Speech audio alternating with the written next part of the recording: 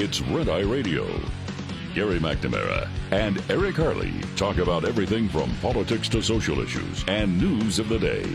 Whether you're up late or you're just starting your day, welcome to the show. From the Uniden America Studios, this is Red Eye Radio. Hello and welcome. He is Gary McNamara. I'm Eric Harley as we move into a Tuesday. Gary, how are you? I just came upon this. All right. What do you got? Good, blah, blah, blah. Everything's okay. Went to the dentist, yesterday. Everything was fine. Teeth have been polished. I mean, everything, blah, blah, blah, blah, blah, went through the day. Did you drop them off? How'd that work? It's a drive-through. Drive-through. I'll be back in an hour. I drop off my teeth, and then I... You implying I have dentures? Maybe. As a kid, I always loved those commercials. You don't really see them as much anymore. Remember the denture commercials are here to clean your dentures, and it was almost like you put them in a cup of like Alka-Seltzer, and they all bubble up, and it's like, okay, put them on, they're all fresh. I always went, I hope I never have dentures. Well, with my OCD, I'm like, that cup has to be dirty. There's no way that cup is clean. That's right. After I clean the dentures, we throw the cup out. Oh, yeah. But here we go. I just all this is the first part of the show is sports related, but it's not. Right. Okay. Yeah. And the first thing is I just came upon this before we went on the air, and I told you, Eric, we just got to start with this because I used to make fun of, and I probably still will make fun of Stephen A. Smith.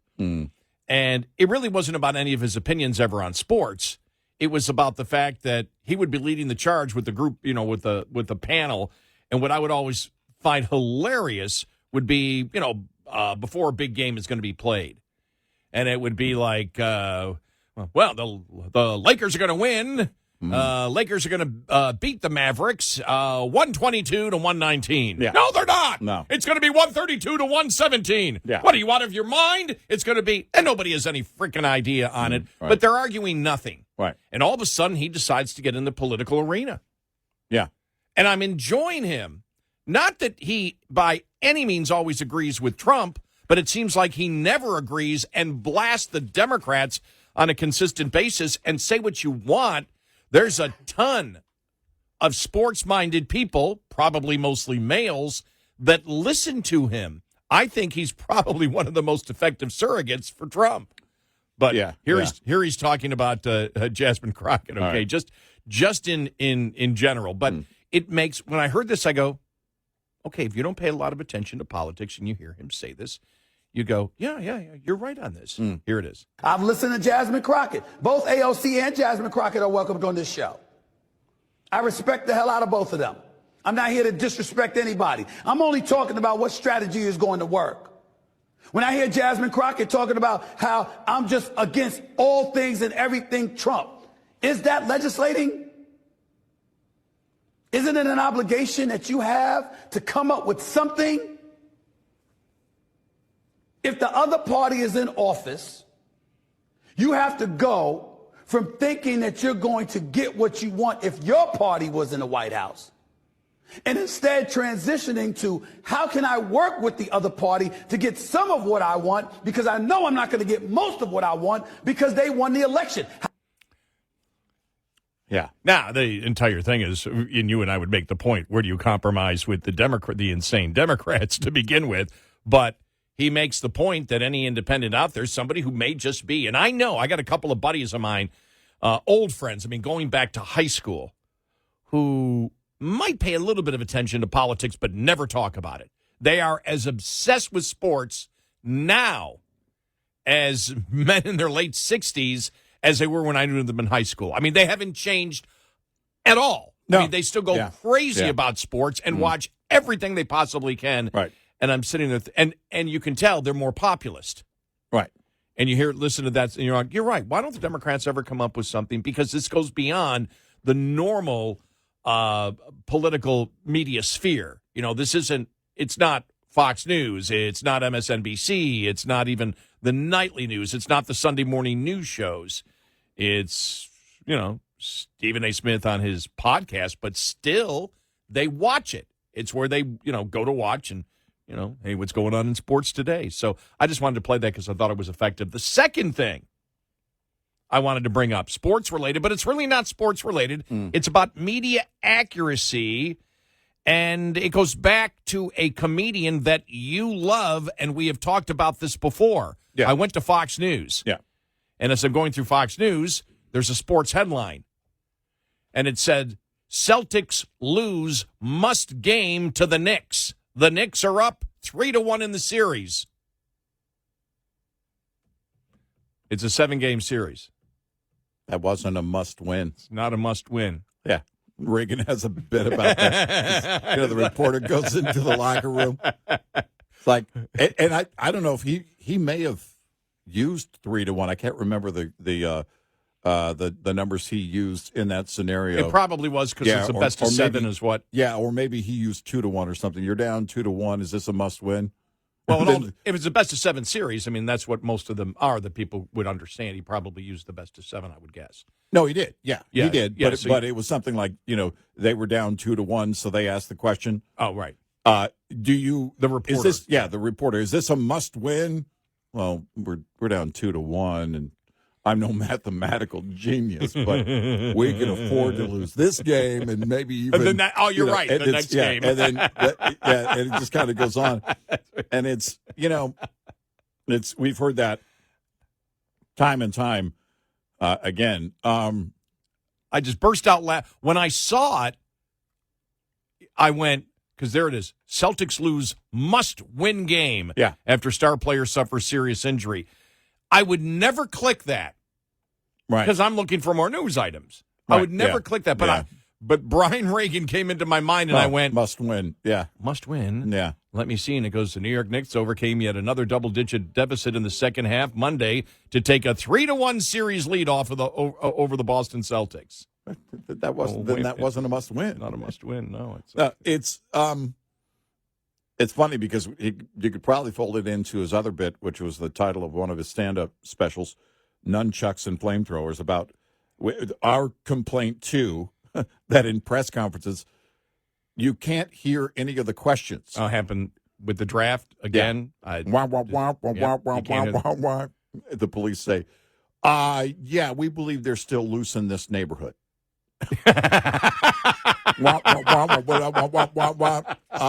Nunchucks and flamethrowers. It's. I don't know. It's what would be worse, doing a sports talk show or being a sports reporter? and then one more item. Yeah. All right. And then we'll get to the stuff that actually matters. Right. Yeah, the Mavs win the lottery. Blah blah blah. Who cares? No, not sports related. Yeah. Okay, we're off sports here. Yeah. I read the other day the headline, and I believe that we read this one on the air from the Babylon Bee, and it said, "Liberals are shocked to learn that the Pope is Catholic." Right. Yeah, that's sounds right off the Babylon Bee. Yeah, that was the Babylon Bee. Yeah. I go to National Review. I'm not kidding. Journalists shocked to learn the Pope is Catholic. The Democrats. Remember, they censored the Babylon Bee. Yeah. Yep. They censored the Babylon Bee, but they couldn't get rid of the Babylon Bee by censoring them. And what do? They off Facebook, right? They were off Facebook and off Twitter for a while. Twitter too? Back when it was Twitter. Right. Yeah. They said, well, no, because they're giving disinformation. If they didn't correct the story, they couldn't get back on. Right. Yeah, that was it. Yeah. And they never did, by the way. Right. They never corrected the story. Right. And so, but they eventually got back on. But the Democrats were always trying to find a way, and the left in the media, the leftist media, to get rid of the Babylon Bee. Yeah. They found out how to do it. Yeah. Just be so radical, so incredibly radical, that the Babylon Bee's headlines now could be the truth. Yeah. And at times are the truth. You and I have had fun at times. We'll read a Babylon Bee's headline and we'll laugh, and I'll look at you and we'll say, wait a minute.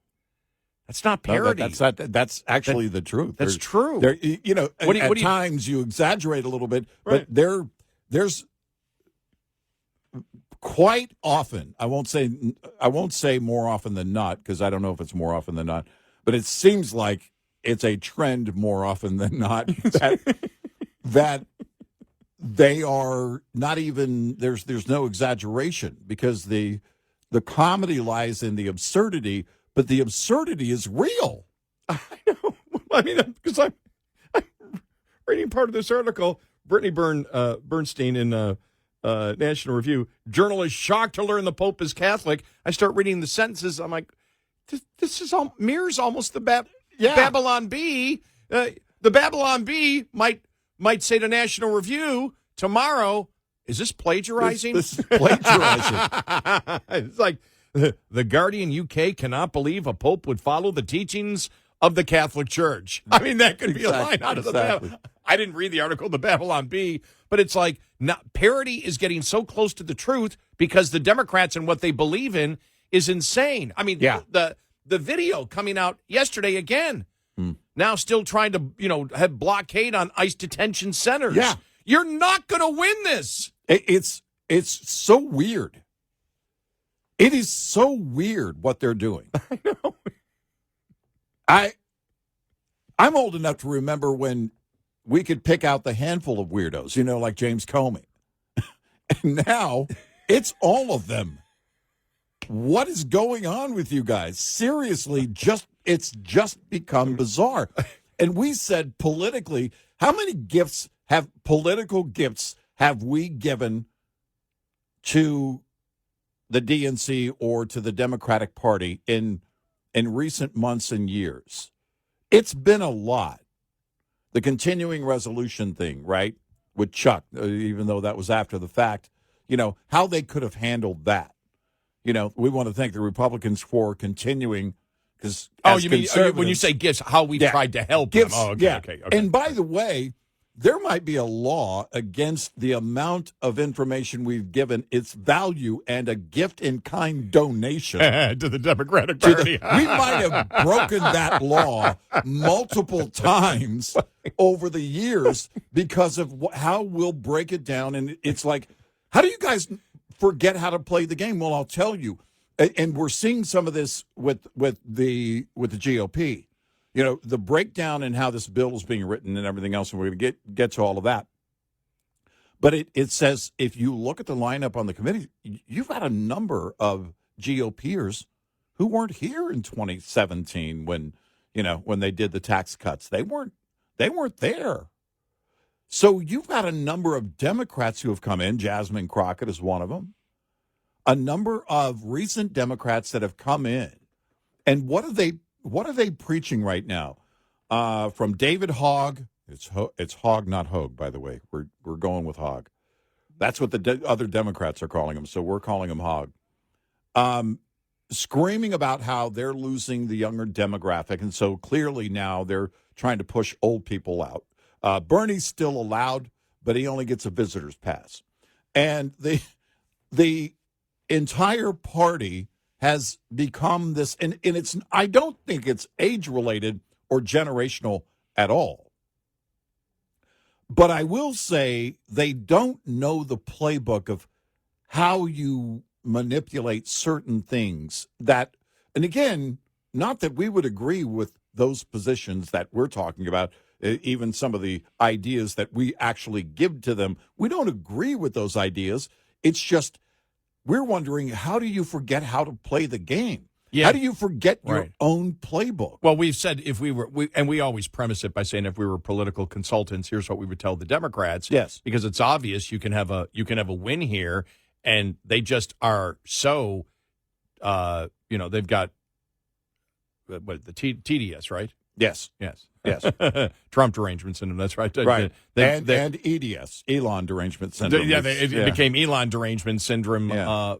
Also to the point of just pure insanity. And we're like, but you could get. As we said on the continuing resolution, all you had to do is sit there and come out and say we'd like to thank the Republicans for continuing Obamacare and for continuing the spending of the Biden administration. Right. And And and ignoring all of their friend this pretend like they were going to make cuts with Elon Musk and Doge. We know they don't really mean it, and this is proof that they're not really going to do anything. They're lying to you. Blah blah blah blah blah. All of these things they could have used, and they didn't. And it just shows there's not even politically, there's nobody up there saying, here's what you should do. Now the interesting thing is, we started this years ago. By the way, it's this July. You and I have been together 20 years. Yeah. So it's something we've always done when we say, okay, we're gonna put on our political consultant hat. Yeah. Not things that we actually believe, but what if we were political consultants, what we would tell the Democrats and what we would tell the Republicans, what to do. When we used to do it, we would get people write to us saying, stop giving the Democrats advice. And we would say, don't worry, they don't listen. They don't. Now when we do it, nobody calls in upset. They're going, Democrats aren't going to pay. Oh, wait a minute. You guys, what you said is pretty logical. The Democrats really could do that and get a win, but we know they won't. Right. Exactly. It's, which is why I know Carville, has to be pulling his hair out, has to be losing it every single day. He doesn't have any hair to pull out anymore. He's got to be losing it every day because he did that for a living for the longest time for the Democrats. Yeah. Well, you saw it. David Hogg, they took a vote. Yeah. To one of the committees of the DNC to get rid of, to nix all the elections that they just had. Yes, exactly. Elections don't matter. No, exactly. Democracy is dying in the DNC. Yes, we'll get to that. And we got so much to talk about. 866-90 Red Eye. This report is brought to you by Shell Rotella. With advanced synthetic technology, is designed to help keep your rig running with more mileage and less maintenance. Logging miles during the hot summer months can put a serious strain on you and your truck's health. Did you know pollutants and allergens in the air outside can enter your cab through the HVAC system without you even cracking a window? That's why it's important to check those cabin air filters. Not only do dirty cabin air filters contaminate the air you breathe, they can also cause major damage to HVAC components like blower motor resistors and AC compressors. Have your cabin air filters serviced if you notice less airflow than usual coming from the interior vents.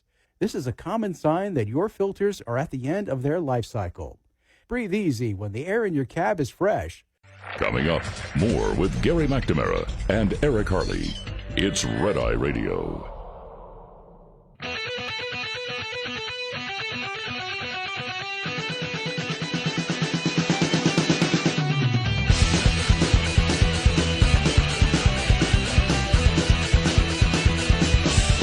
It's Red Eye Radio. He's Eric Harley, and I'm Gary McNamara. And I saw in the House bill, they're keeping taxes on Social Security. Yeah. I know they're talking about an extra deduction for people over 65 years of age. Yeah, standard deduction would be raised by $4,000, an additional standard deduction of $4,000 for 65 and over. But they said they're taking care of all the young people and us old people. They said taxes on Social Security couldn't be handled in this bill. They don't have the mechanism in this bill to do it. So I don't know where that would be then. Oh. Yeah. Is that because initially that did not pass in reconciliation back in 82? Likely. I never thought of that. Yeah. They said it can't be done. Oh. So they would have to do it somewhere else, which means, well, are you going to get any Democrats on board for anything for Trump, even if it's for, 65 plus? I didn't know that. I didn't read that. I just read it. I just read it yesterday. Now, you brought up an interesting thing to me in our extensive pre-show meeting. Then when I think about 45 seconds today, maybe limitations to the tax on tips. Actually, it was corrected. I just got the updated version of that. Okay, we'll have that. Okay, what the taxes on no taxes on tips means and who it applies to. Okay.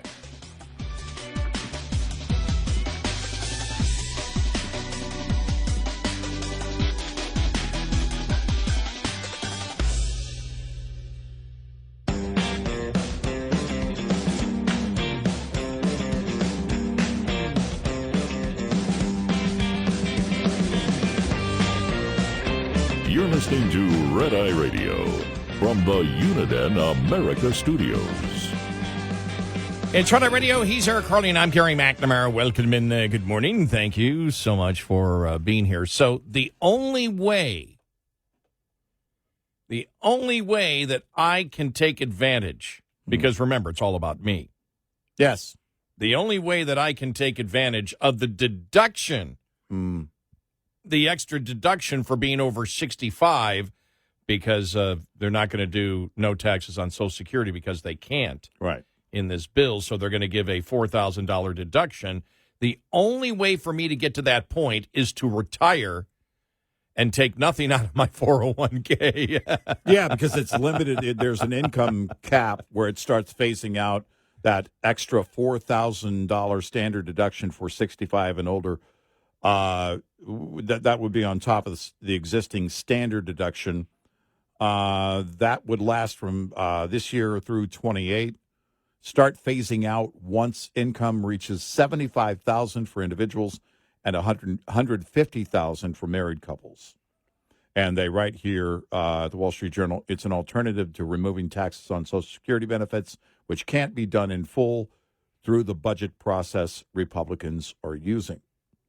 So, yeah. So again, you would just if you quit your job, you'll get that extra $4,000. So again, I have never, I'll say what, since the 1980s, I have never, ever received a tax break from the federal government then. Even in the 2017 bill, my taxes went up. So your overall taxes went up. Your standard deduction went up, too. The amount of your standard deduction did go up. Yeah, but I'm talking overall. Right. Yeah, I'm not talking. In other words, how much you actually pay. Overall, any tax, even the 2017 Republicans decreasing taxes. Yeah. I got nothing, and I get nothing in this one. No, let's talk. I went through let's talk about victim Gary here today. Well, it's funny because we started out with Stephen A. Smith, and. Then it's funny because it relates to how I went through the items yesterday morning when this came out, the items in this GOP bill, and I thought, well, this is just like sports. It's not relevant to me. What do I care? What do I care? Mavs win the lottery? I don't care. Additional standard deduction for seniors who make less than $75,000? I don't care. I'm not there yet age-wise. Yeah, the 30,000 doesn't help me at all for the state and local taxes. Yeah, raising salt. Right, that doesn't help me at all. That really doesn't. Yeah. So that's funny. There's nothing there. Just like I tried to work it. By the way, I did try. That was the only thing I did try to work the numbers on salt, and it's like, no, there's nothing there. Doesn't help me at all. Now, it's going to help a lot of people in blue states. I want to make this clear. Yeah, I'm talking on the federal level. Right. On the state level. Oh, on the Texas level, I got a massive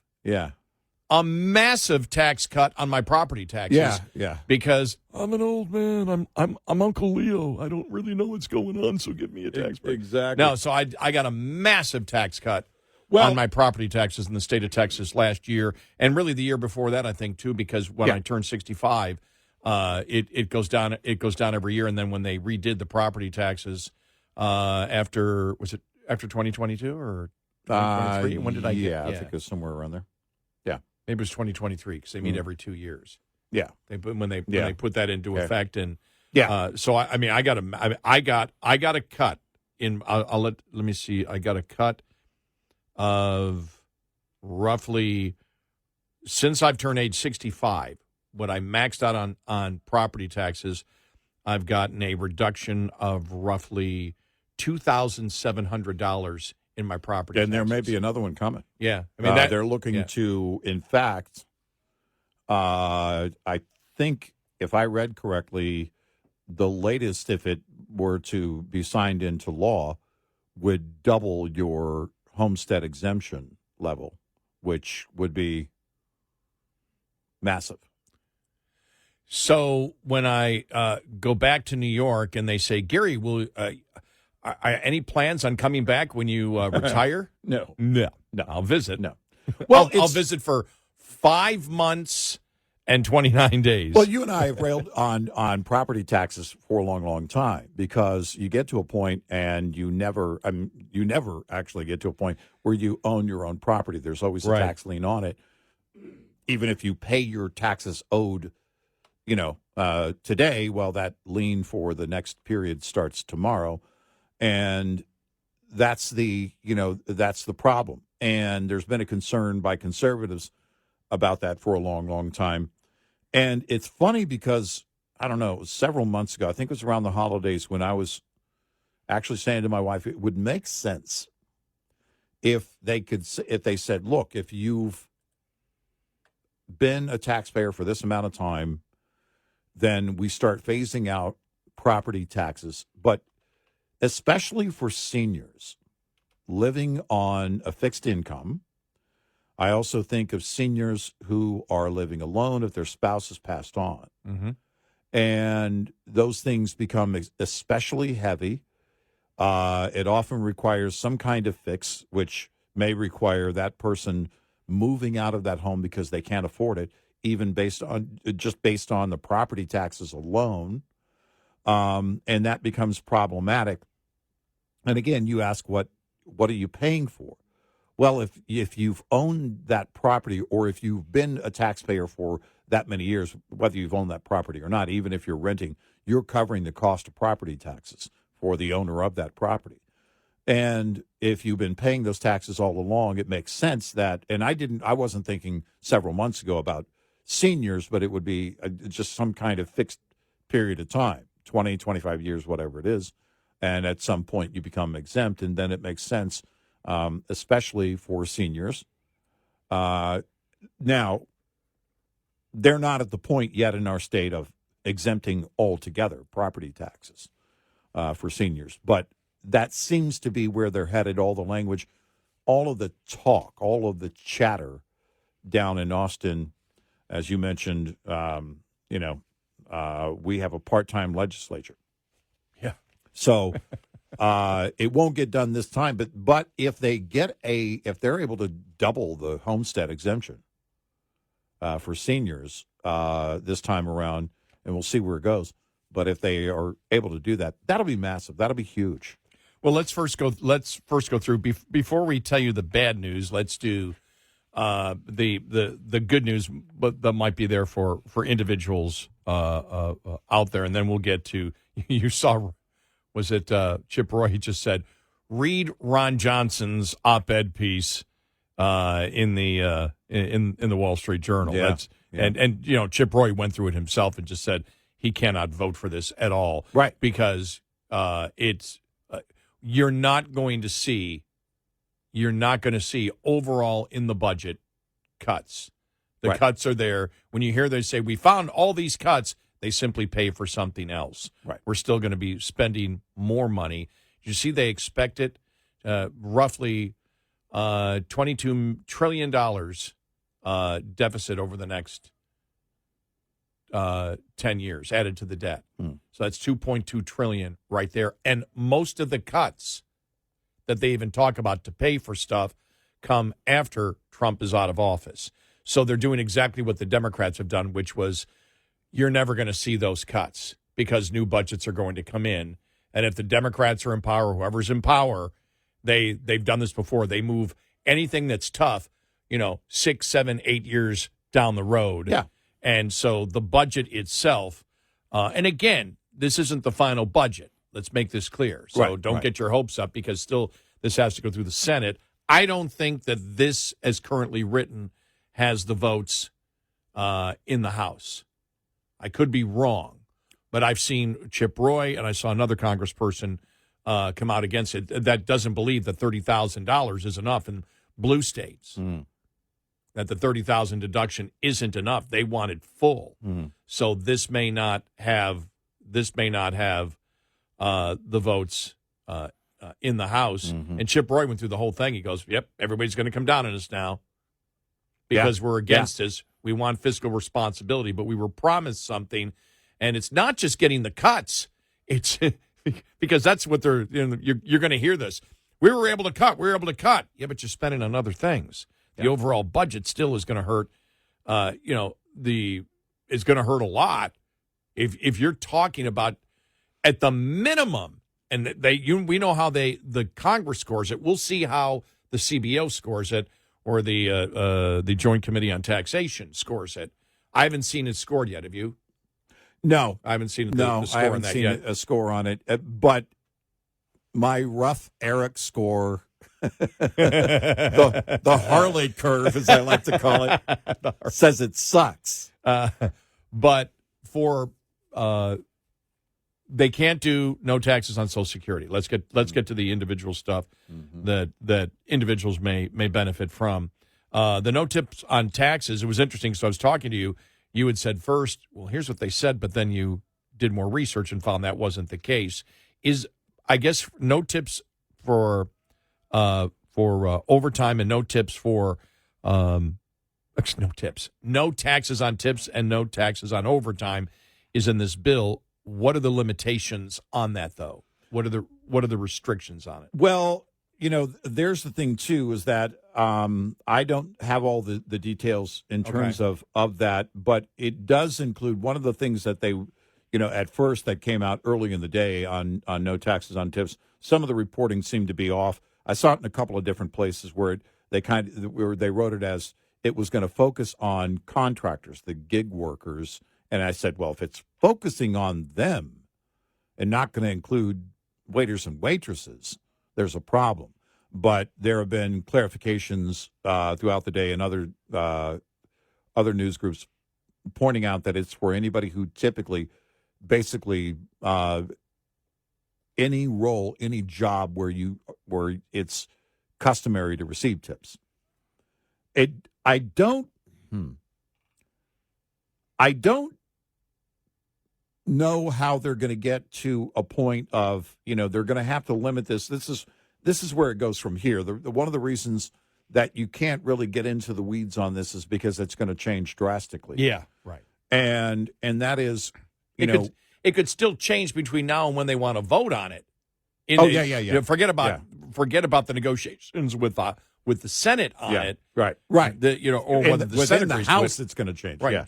Because they're going to start, whipping votes now, and if they expect to get this passed, because we're already at Tuesday and they want this thing done by next Friday, right? Yeah, before Memorial Day. Yeah, they want it before Memorial Day. Yeah. But per the text of the bill, any cash tips received by an individual in an occupation that traditionally and customarily received tips would be eligible for the no tax provision. Such language would presumably prevent higher paid professionals from somehow classifying regular income as fees.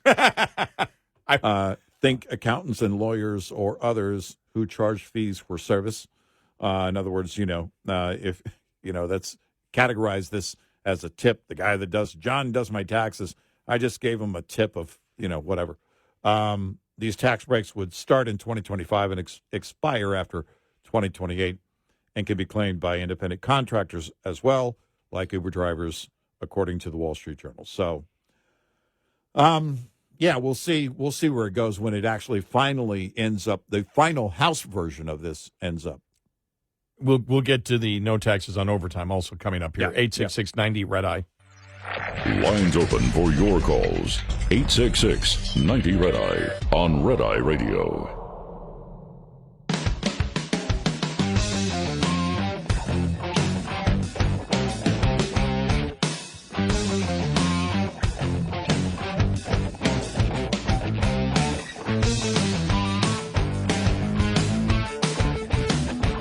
It's Red Eye Radio. He's Eric Harley, and I'm Gary McNamara. Now, the no tax on overtime, did they put in that $10,000 limit that they were talking about earlier? I got to get the language in front of me. But one of the concerns they're going to have there is, again, employers, because the president's been promoting that employers want this, right? So that it's encouragement for people to, another incentive for people to work overtime. But I have to question that. I know what the president is saying. I think some employers are probably pushing for that to happen. But you have to think about how people view overtime these days. They don't want to work longer hours, even if you make it tax-free for a certain amount of it. They don't want to do that. So, there's one thing you can't factor in. There's no polling on how many people are in that group.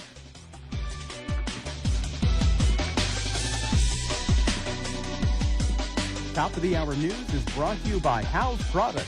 Visit houseproducts.com.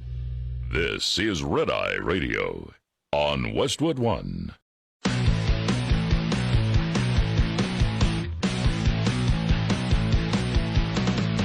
Now, it's Red Eye Radio. Gary McNamara and Eric Harley talk about everything from politics to social issues and news of the day. Whether you're up late or you're just starting your day, welcome to the show. From the Uniden America Studios, this is Red Eye Radio. All across America, we are Red Eye Radio. He is Eric Harley, and I'm Gary McNamara. Welcome and good morning. Thanks so much for being here. During the top of the hour, Eric and I have been going through and actually reading from the bill, the 389 pages of the actual bill. And it's like doing calculus. Yeah. Because you're trying to figure out everything. And then it says, things, for example, but any tax on this, see subsection 497 on page 287. It's like, so you're jumping all over the place, right, trying to figure it out. But from what we can see, all these tax benefits are for 3 years only, then they're gone. Yeah.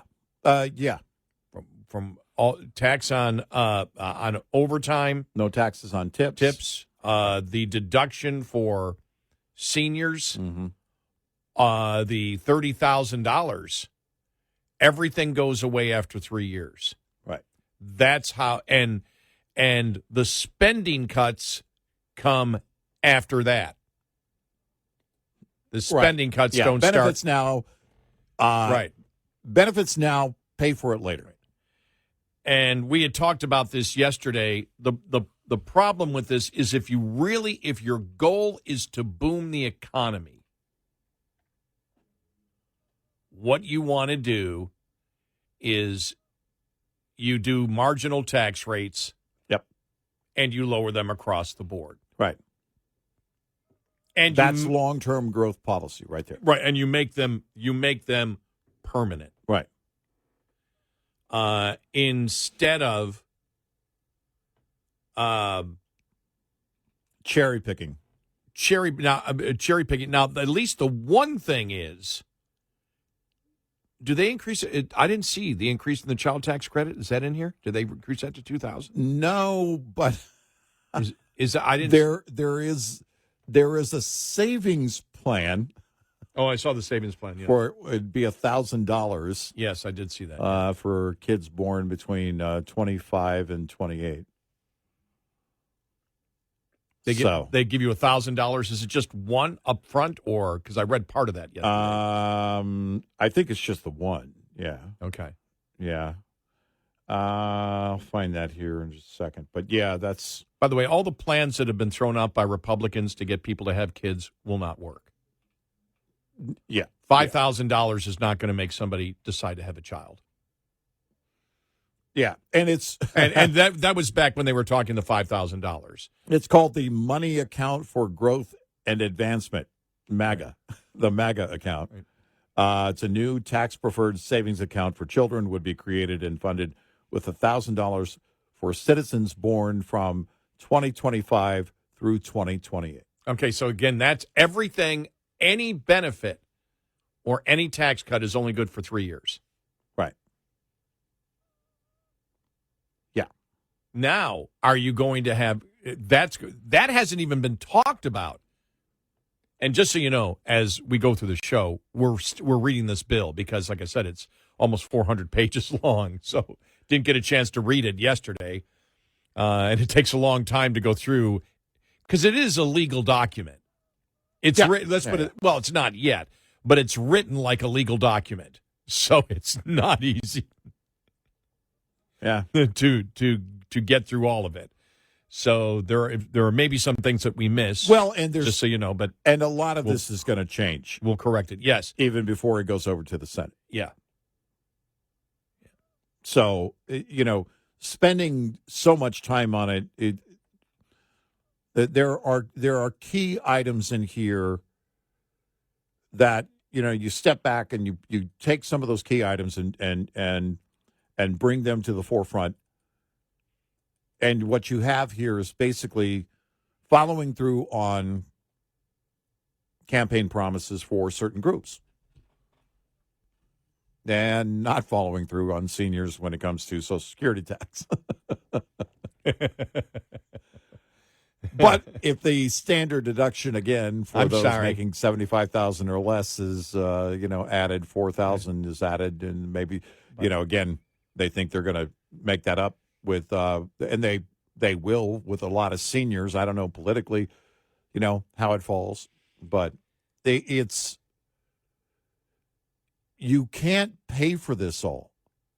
Yeah, and by the way, I'm sorry. The reason the Republicans didn't do the no taxes on Social Security like I'd like is because I was for it.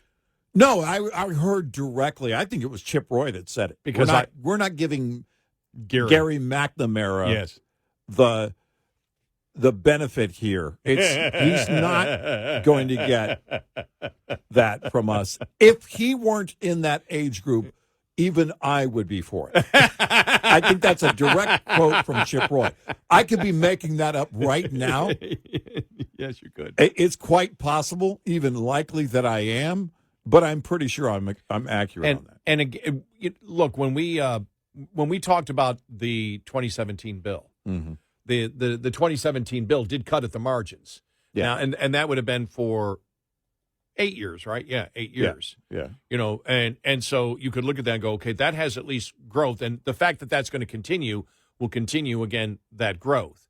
Right. To me, I would have rather seen a reduction in the marginal tax rates because the growth, I want, when it comes to tax policy, what I'm looking for is growth. We had a guy who yesterday when we were talking about the whole tariffs and the tariff Laffer curve, which is now we're calling the Harley curve. Yeah. But the guy said, well, the Laffer curve's called Laffer because it's a laughing stock. Well, not really. No. But different taxes and the Laffer curve is the economic theory that you can lower taxes to a certain amount and you actually get more revenue. Right. And the perfect example of that, there are different taxes that affect it differently. For example, capital gains tax. And even Democrats, Obama had to admit it. It was Charlie Gibson that asked him.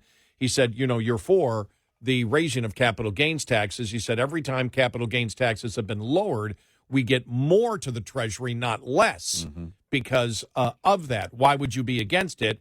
And Obama, I'm paraphrasing here, but it's almost as close to a quote as you can get. He said because it's an issue of fairness. Yeah, we're going to do it out of a sense of fairness. Right, thank you. A sense of fairness that he didn't care whether the tax policy would raise more money. And think about that. Yeah. I mean, isn't that what you want? Well, this is what we said then. Right. If you lower taxes and you can raise more money for your programs, right, federal programs, which is what the Democrats want. Why wouldn't you want it? Right. And when he said a sense of fairness, we said, there it is right there. He's making the admission they don't care about raising more tax dollars. It's about we need to pretend that we're being fair. Right. That's more important, pretending that we're fair.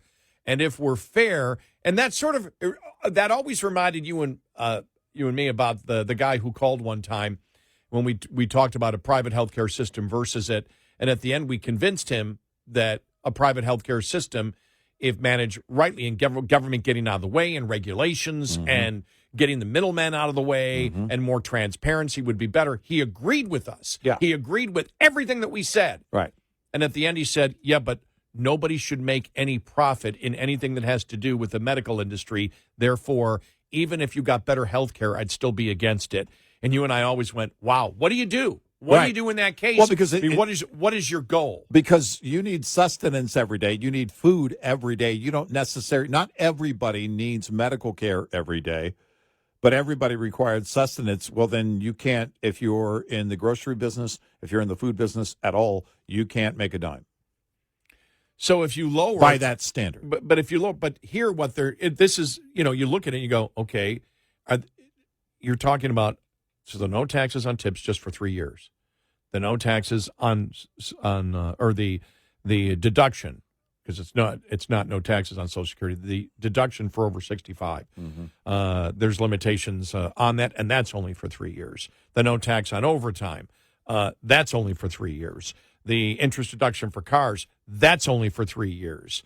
Okay, what are you doing? Okay, you look at the deduction on cars, that's like, okay, that's to defeat the tariffs. Right. So this is where we've always said, and we saw it yesterday, economics will decide everything. Economics decides everything. And so when a government does something that will punish you, they will try to do something to fix it. And then they become the managers of the economy at that particular point. Yeah. We don't believe that's the role of the federal government. Right.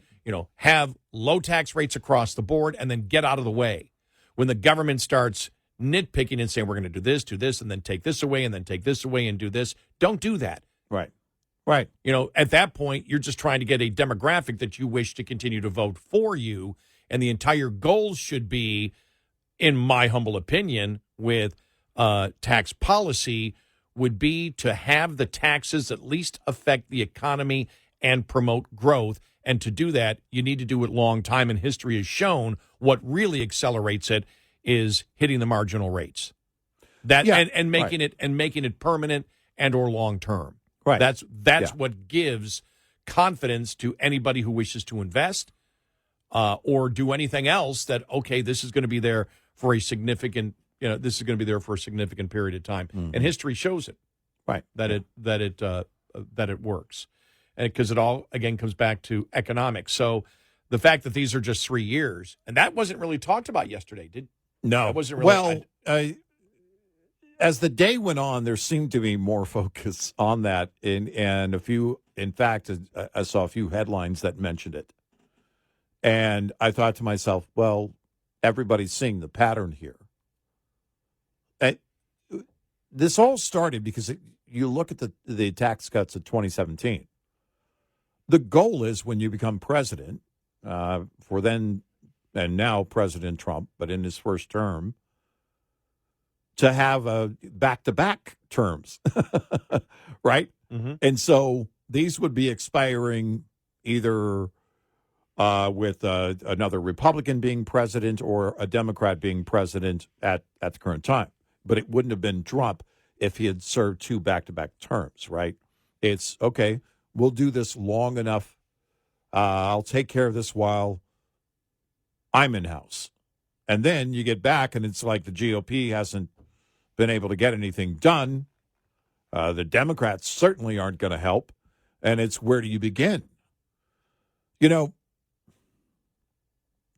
is the conundrum that you have politically in the U.S. that won't be going away. It's not going to go away. There will be a massive failure based on our national debt and the interest on which we won't be able to sustain just the interest payments at some point. I don't know when that will be, but it's quickly excelling in that direction. And when you look at that and you look at the lack of will to make cuts, if every GOP in the House were Chip Roy screaming about this, that would tell you that these Republican districts, the people, the constituents of those districts are concerned about it. As a nation, we don't care about the national debt. and we won't until it fails. And then I guess we'll all sit back and just cross our fingers and hope that they can come up with something. But programs will just go away when we can no longer service the interest debt on the debt. Then we're screwed. And we go into default. You know, there was a story over the weekend, barely made headlines. You know, they've got to raise the debt ceiling again this year. Well, I've been saying, well, why are they pretending? Why are they pretending? It's, you know, well, we'll raise it. We'll raise it. Who was it? Was it Obama years ago? Well, just because we raised the debt ceiling doesn't mean we're going to use it. just because you give me a $25,000 limit credit card doesn't mean I'm going to use it. When you've hit every limit in the past. Exactly. That's where, you know, that's where we are. So why do we have a debt ceiling at all? Nobody seems to care about the debt. Ceiling implies you can't go beyond this point. Anybody believe that if we put a new debt ceiling in, we raise the debt ceiling, that we won't go beyond that point? Of course we will. And it will repeat over and over again, at least for our lifetime, but it will repeat until, again, we can no longer service the interest on the debt. 866-90-RED-EYE. Brought to you by FPPF, Fuel Power Max. After fuel, an owner-operator's second biggest variable cost is tires. To save, get as much life out of them as possible with good habits. Maintain proper inflation. It's free and easy, yet it's the highest saving maintenance you can perform on the truck. Improper inflation is by far the greatest reason tires fail early. Perform routine maintenance. If a technician can by hand initiate irregular movements in tie rod ends, kingpins, wheel bearings, and torque rods, that spells trouble. Fight irregular wear by replacing suspension components. On the steer axle, change your shocks at least as often as you change your tires. On the drive axle, replace shocks halfway through the tire's life, and when the tires are changed too. Finally, employ good driving habits. You have full control here. More conservative driving over rough surfaces helps reduce wear. Speeding, hard braking, curbing, and tight turns cause tires to wear fast. On the other hand, steady acceleration, braking, and steering can extend the life, saving a bundle. Owner-Operator Business 101 is provided by Overdrive's Partners in Business program. Go to overdriveonline.com to the Partners in Business section on the website for more details on this and many other topics. Brought to you by Shell Rotella, with advanced synthetic technology is designed to help keep your rig running with more mileage and less maintenance. We'll be right back with more Red Eye Radio with Eric Harley and Gary McNamara.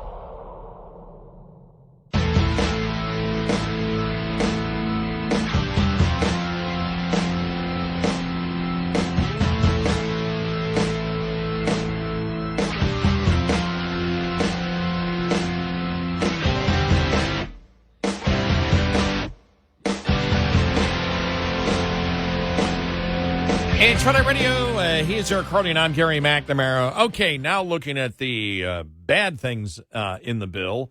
And again, it's just they call it the draft markup bill. Mm-hmm. But I'm reading here from Ron Johnson. And Chip Roy just said, read this. Ron Johnson op-ed piece yesterday in the Wall Street Journal. Senator Ron Johnson, who, by the way, remember, came out before the election and was talking about, like a year before the election, we need to cut the budget and cut it now. And we even said, you don't want to sell that right now.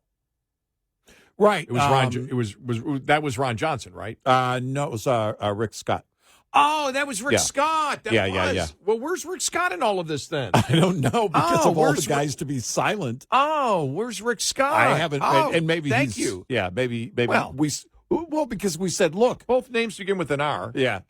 And we said, look, the problem, for Rick Scott, or anybody that is trying to get elected, that nobody wants to hear about cuts.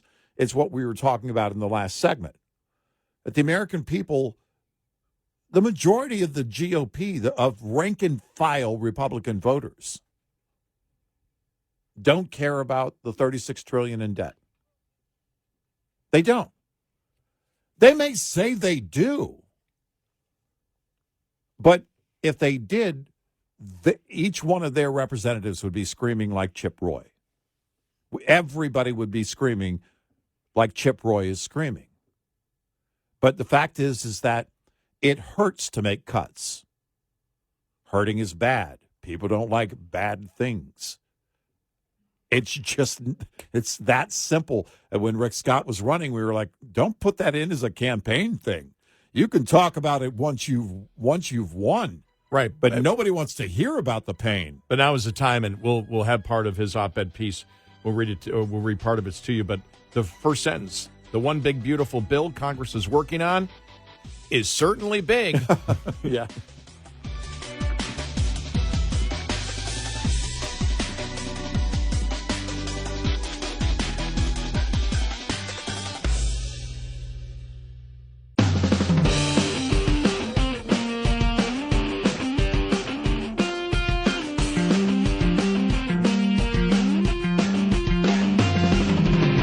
Catch all 5 hours of the show live every night on the Red Eye Radio app. Available in the App Store. Red Eye Radio. And he is Eric Harley, and I'm Gary McNamara. Welcome and good morning. Thanks so much for being here this morning. Download our Red Eye Radio app today, and you can listen when and where you choose. And thank you. Yes. Here's something. Huh? I was coming in. Yeah. Gas prices went up 40 cents yesterday in my area. Yeah. It was like $3.67 yesterday or 2 days ago. Last night coming into work, $3.09. Like, whoa. And I'm looking at, and I just, during the break, I just thought about that. I went, okay, what's oil prices? 61. 61.78. Down a little bit, in fact.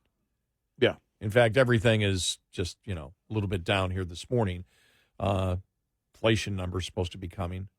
Right. Key inflation report. So that's really interesting. The other thing that's interesting, the 10-year, you would think that the 10-year Treasury bill, remember that the panic when it was near 4.5%, when it hit 4.5%, I thought with the tariff announcement and everything else, it would come down. 4.46 right now. Yeah. Yeah, it hasn't. Whoa. There hasn't been massive movement on that, actually. No. And that could be a big driver. In fact, I suspect it is a big driver in these deals being announced. Do everything you can because the major players in Treasury bills, the foreign players in Treasury bills, if they start setting the tone that this isn't the safe bet anymore, you're going to have a problem. And with Japan's move, the move with China, Japan owns the most in terms of foreign debt, but China's still a big player. Warren Buffett actually owns a chunk of Treasury bills. But the problem is that you can't have the core of that kind of confidence in U.S. Treasury bills shaken. And they learned that right about the time. In fact, it was really the night before Peter Navarro was shoved aside and Besant took over. And I think I don't think it's any coincidence that the Treasury Secretary is the one that is leading right here. There was, in fact, somebody in the Wall Street Journal wrote, it's clear that Besant is leading all of this now, and the adults are in the room. I'm not fond of that kind of phrasing, but if you're saying that, okay, cooler heads are at the table, more predictable language is being used, or whatever you want to say, well, no, then that's fine. I know you see the rhetoric fly back and forth. I would say Besant, when you compare him to Navarro, is an economic realist. Yeah. And again, I go back and I don't know if he knew it at all, but it just caught me when, and I mentioned this a few times, when I saw Bill O'Reilly. Remember that panel discussion a couple of weeks ago? And I don't know if it was before Trump came on or after Trump came on, but he said, I think Trump was completely blown away.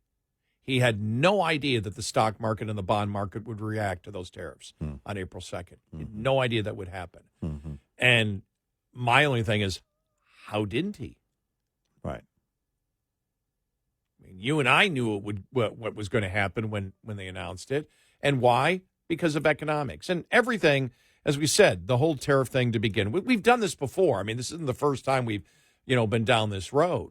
We went down the road with the rhetoric of Canada the first time, and then Trump did the deal with Canada, and then came out and said Canada's horrible and it sucks, and he did the whole deal. Nobody else did the deal. He did it alone with his trade, but he way backed off on what he initially wanted when he came out and said this is the best trade deal ever written. Right. In the history of all trade deals, it was the best written. And when you looked at it, we said, oh, for all the rhetoric of getting rid of NAFTA, it ended up being 98% NAFTA. And we had said at the time when his surrogates, because there's the never Trumpers, there's the people in the middle, then there's the always Trumpers. And the always Trumpers, he's never wrong. The never Trumpers, he's never wrong. The never Trumpers, he's always wrong. And the people in between saying, I think he does a good job on a lot of things, but I may disagree with this, this, and this. But, they all said, what a great deal. And we went, fine. If everybody believes it's a great deal, fine. Now, I believe that any trade agreement, I'll find things that are way too restrictive in it. I'm more, again, libertarian when it comes to free trade deals. But the fact is, NAFTA was much better than what Trump initially wanted, and he ended up back with NAFTA. And that's economic realism that came in because of Larry Kudlow from, if you watch him on CNBC, who was an advisor, and he brought in, to his credit, Trump in the first term brought in Larry Kudlow and Steve Moore as an advisor. And so you saw a deal that was much more like NAFTA. What you've seen over the last couple of days, I believe, again, it's economic reality. Yeah. And it's economic reality on both sides. Right. The surrogates, the always Trumpers were, Trump just dominated here. He got everything. They got nothing. They got to the negotiating table is what they did. Both ended up being fearful of what would happen if this continued. Both sides were. I don't know if or why they wouldn't anticipate the play on Treasury bills. Ultimately, wouldn't that always be your greatest concern, which goes back to we should all be greatly concerned about our national debt. If we didn't have $36 trillion plus in debt, then this wouldn't be that kind of concern. Other countries couldn't use this as that kind of leverage. But, and keep in mind, I mean, Japan, of any foreign nation, owns the largest chunk. China's right behind them. But then you have to ask, all right, if the markets see this as, again, it's not a sure bet because it's too unpredictable. And people run away from the safe bet that has been traditionally U.S. Treasury bills. How is that not in the back of your mind always? But maybe they just didn't see, I mean, to Bill O'Reilly's point, I don't know what the president believes, but clearly they didn't see that move. Because on that night, this was the night before the tariffs for everybody else except China were lowered to 10% for 90 days. Well, there were several senators that were on. Were they on with Brett Baer or Sean? They were on with Sean Hannity on Fox News. And right after that appearance, they were on the phone with the president. And it was, by some accounts, an all-nighter. And the next morning, Scott Bessent and Lutnick took advantage of the fact that Navarro was doing other things, and they had time with the president without Navarro being in the room. And that's what happened that morning, and they announced that morning that they were lowering the tariffs. For the president to have that kind of turnaround in such a short period of time is something that needs to be taken into consideration. That's actually a pretty big deal to me. For Donald Trump to have that kind of turnaround within hours and be convinced by Besant and Lutnick that morning to make that move. That's how big this was. They made that announcement, and it still didn't calm the markets on Treasury bills. Now, maybe it will long term with the other moves that are being made. The UK announcement yesterday, the China announcement, and maybe that's what, settles the nerves of, again, foreign investors when it comes to U.S. Treasuries. I don't know. But I can tell you that morning with Besant and Lutnick in the Oval Office and Navarro not there was a huge moment for the president. He learned something. He saw something that really needed attention and a remedy now. That was one of those decisions that a president makes that they have to make right then and there. And they have to announce it that day. That's how urgent that was. That's how big that was. And Donald Trump is not that president. He may say things that go back and forth, but in terms of actions and changing his plan on actions within hours, that's not the case. That's not him. So this was a big deal, and it's still a big deal.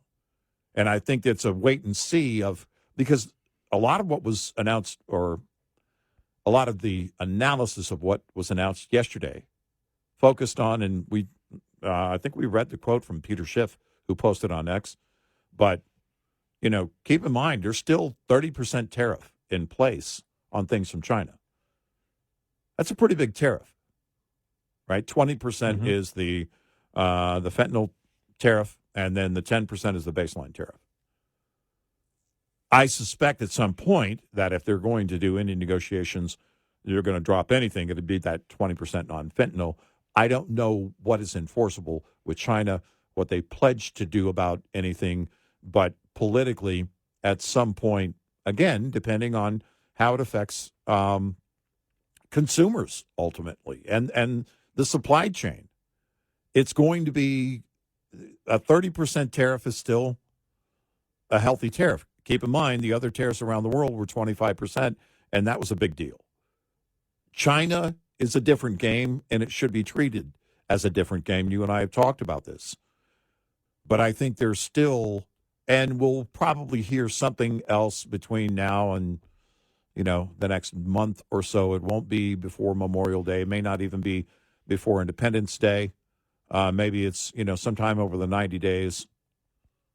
They pledged to us, and we have reason to believe that they are going to control the fentanyl raw materials issue that's going on with those raw materials going, all over the world and ultimately ending up in the final product of fentanyl crossing into the U.S. and causing countless deaths.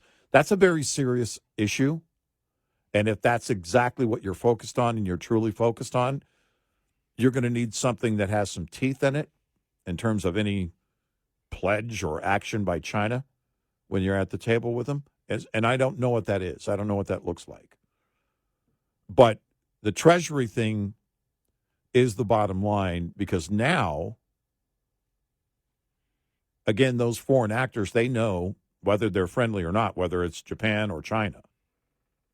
They know how to get the administration to the table. And that's not a good thing for treasuries. If you're making the treasury markets nervous, it's never a good thing. 866-90 Red Eye.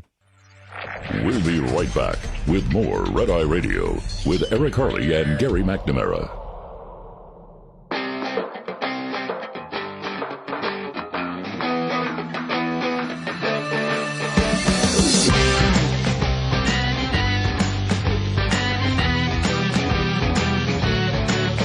Hey, it's Red Eye Radio. He's Eric Harley, and I'm Gary McNamara. More on the big, beautiful bill. Senator Ron Johnson quoting in his op-ed piece yesterday, well, it is big. Also, Chip Roy against it. Reading this headline here, GOP surrenders on Medicaid. The House bill shrinks from a fight over able-bodied men on the dole. And what they're saying is this codifies permanently Obamacare. And Republicans are the ones that did it. That's one of the points that they make. Right. More loyal MAGA people coming out against Trump and the 747 gift to the United States. You know what was interesting there? First thing I thought of, the deal last week. I've got Great Britain to commit to buying more Boeing planes. Doggone it, we need what might be the second leading exporter of terrorism in the world. Yeah. Qatar. I've heard it pronounced two ways. Hog. Why shouldn't we take a gift from the second leading exporter of terrorism worldwide? Boeing can't do a damn thing and deliver a plane to us. Now, as part of all the trade deals, you need to take Boeing planes. Right. Exactly. You guys take them. We don't want them. Yes. You'll never get them. By the way, the president has arrived in Saudi Arabia, his first international trip in his second term. Just landed on the tarmac just minutes ago. Thumbs up for that one. We'll get to that coming up.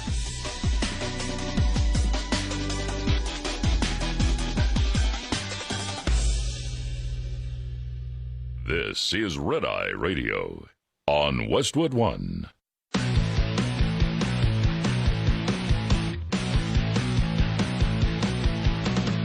Now, it's Red Eye Radio. Gary McNamara and Eric Harley talk about everything from politics to social issues and news of the day. Whether you're up late or you're just starting your day, welcome to the show. From the Uniden America Studios, this is Red Eye Radio. All across America and around the planet, we are Red Eye Radio. He is Eric Harley, and I'm Gary McNamara. You know, you and I have often talked about the fact that, politics is different than people and how they relate on a day-to-day basis. Just want to tell you a great story that happened to me on Sunday.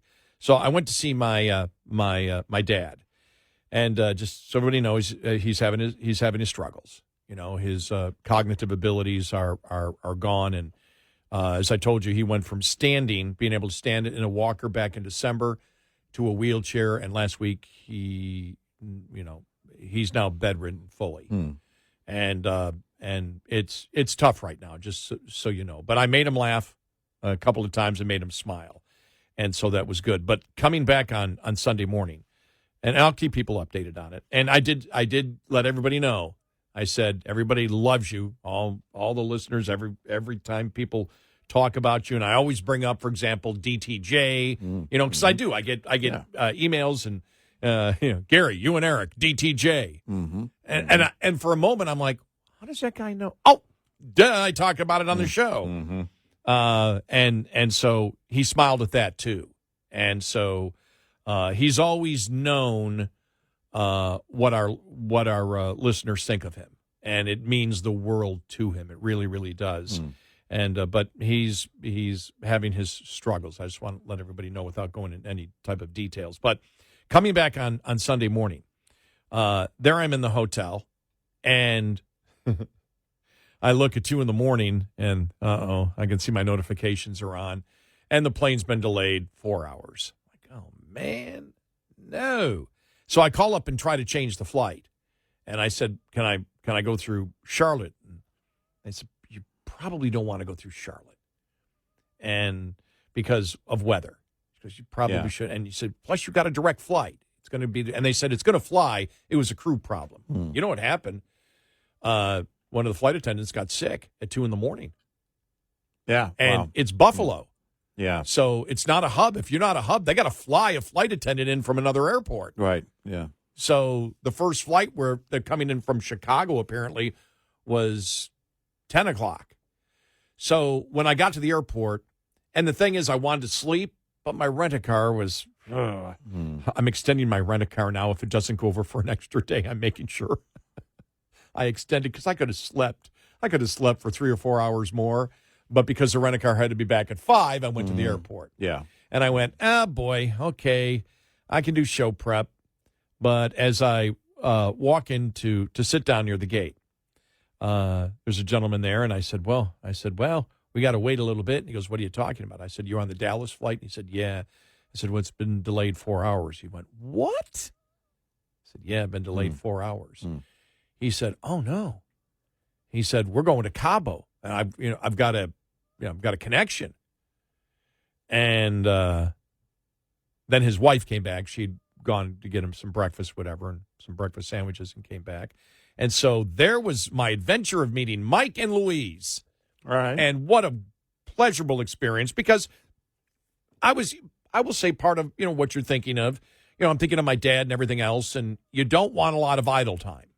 You don't want your brain just to, they made I guess it was 4.5 hours before we took off, that made it worth it. Now, they really don't fly a lot.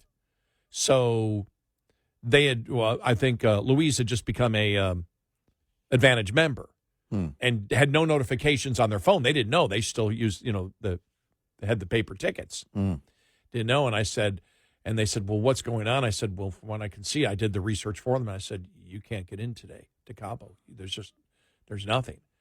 Yeah. And I said, what should we do? And I said, well, see down there, because nobody was at our gate. I said, you can go out past security and talk to American Airlines, or even though when they load that flight down there, walk right up to them and maybe they'll help you.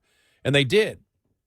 But they couldn't get in until the next day. They couldn't get in until Monday. They couldn't get a flight from Dallas to Cabo until yesterday, or till Monday.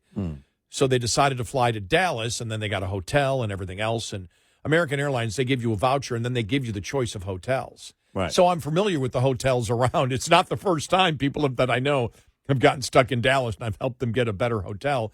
So I picked out the hotel for them, and they were such nice people. They said, boy, that Dallas airport's complicated. I said, well, here's what we do.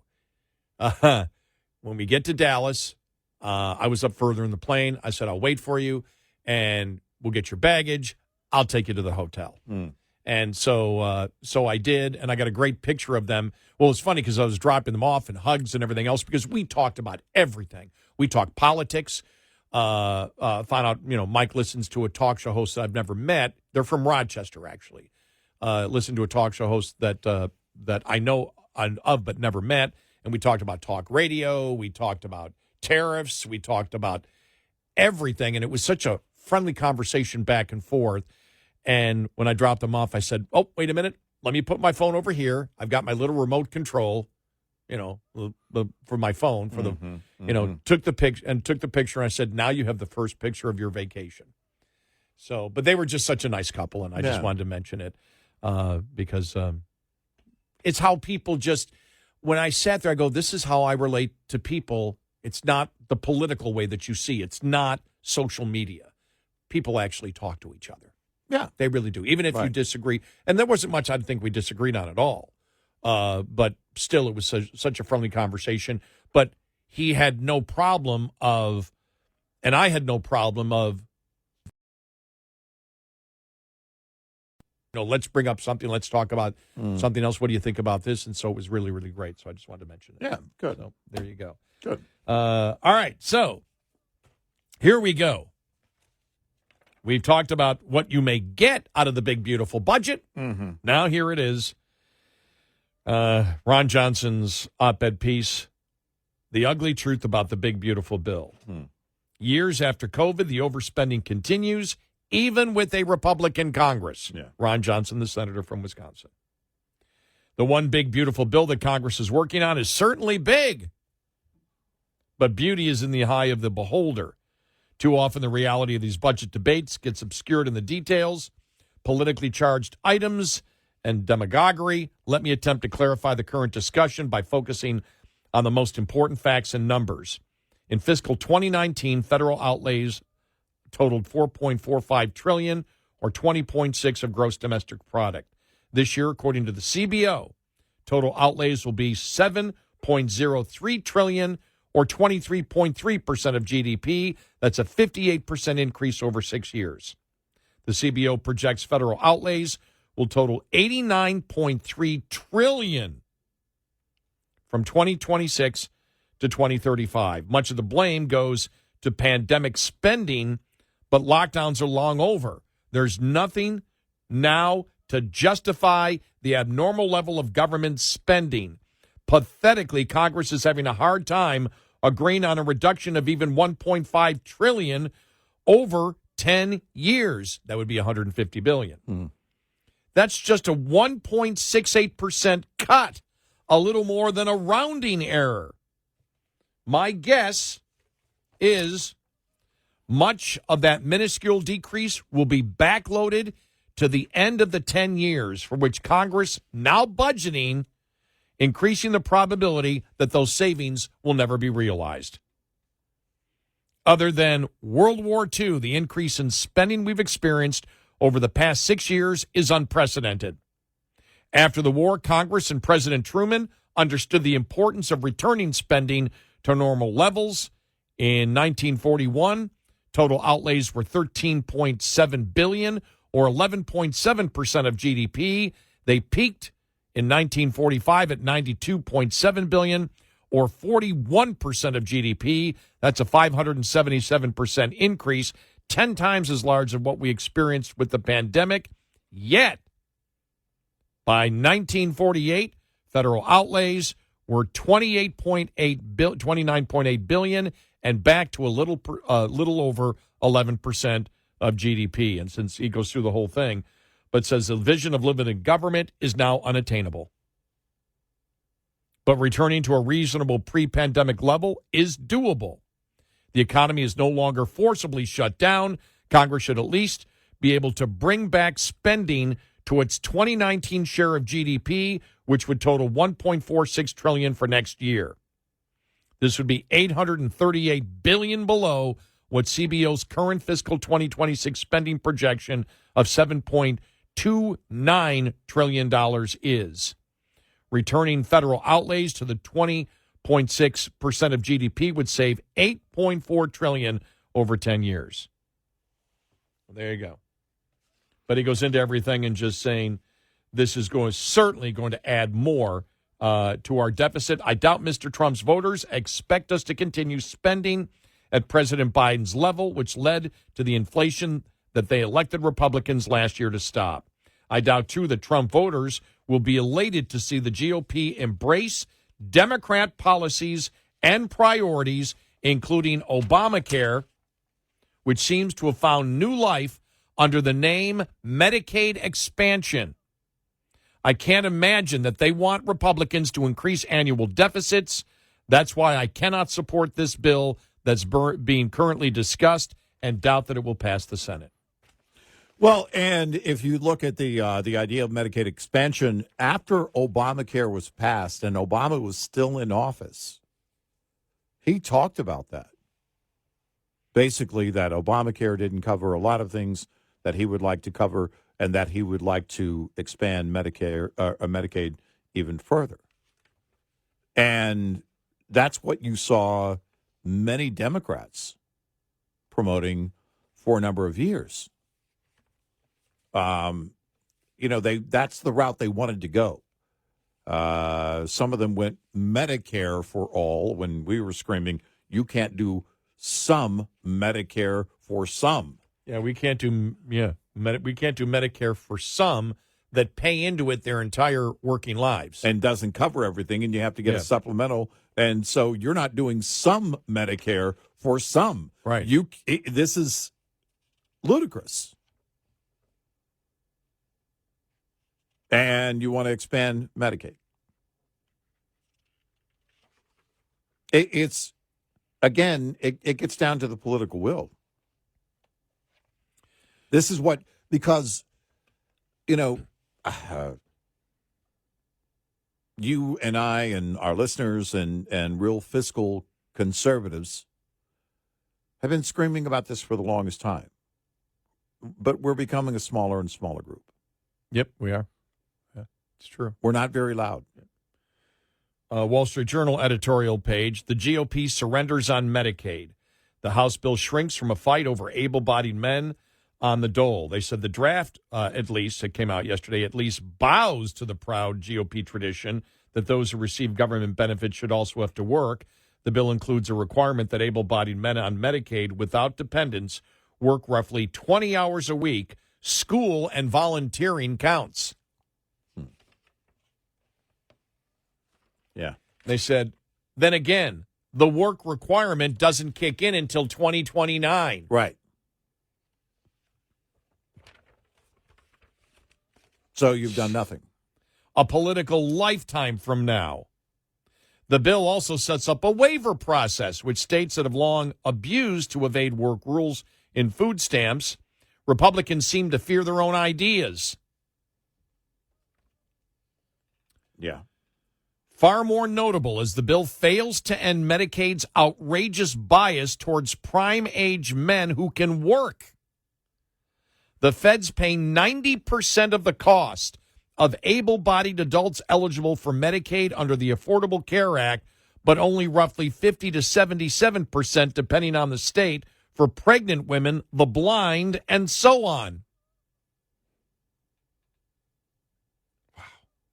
Yeah. The GOP draft includes a funding dent to 80% for states that use their own money to sign up illegal immigrants, which is at least something, but the big picture is that the GOP is enshrining Medicaid's Obamacare expansion as a permanent entitlement.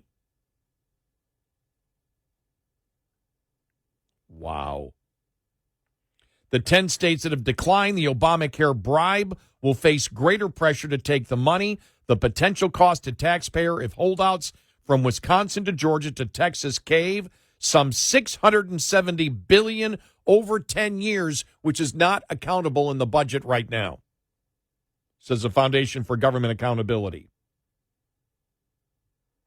Republicans will have as their legacy millions of new able-bodied adults on Medicaid and an ever-expanding entitlement state. Readers may notice that this capitulation hasn't stopped Democrats from claiming the GOP is still cutting Medicaid.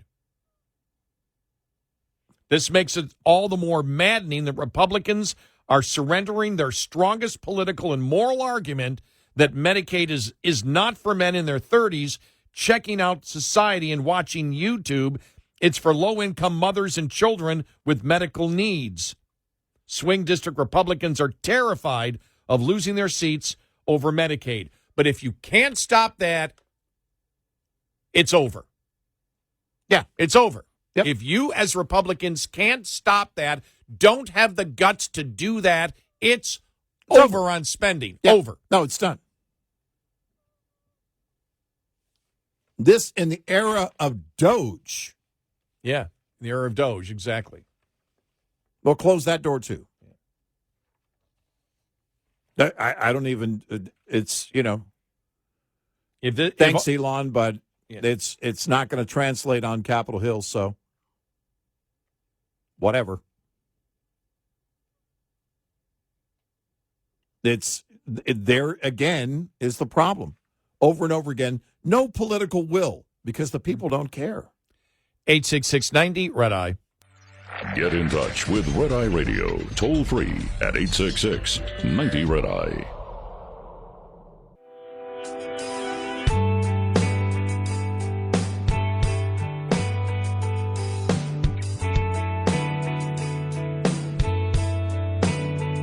It's Red Eye Radio. He's Eric Harley, and I'm Gary McNamara. Welcome and good morning. Okay, I'm watching the president right now in Riyadh. Meeting with the Crown Prince, and so we'll talk about that coming up. This is something where, we've talked about trade, and you and I don't play political idolatry. Right. I think Trump has sacrificed a ton and everything else. But the fact is, if he does right, he does right. But I judge him like I judge anybody on things that they've done in the past. On trade, for example, again, I look at it and you go, still got a lot to prove to me because of what happened with the Canadian deal, with NAFTA way back then. Mm-hmm. We saw that, and I saw a ton of inconsistency, and that's why I've said at times I don't know what he really wants. But on foreign policy, with the Abraham Accords, with what he's done with Iran. I know there's been some criticism that he's not going to visit Israel here. I don't see that as a problem. He's compartmentalizing it and saying, there's different factions. I don't need to. I'm going to focus on this first. Yeah. We'll see what he gets in the Middle East, but he is completely, because of what I've seen him do in the past, which is how you judge anybody. Mm-hmm. Okay, you're going to do this here. Well, I've seen you do this, and this. Yeah, okay, it's really good.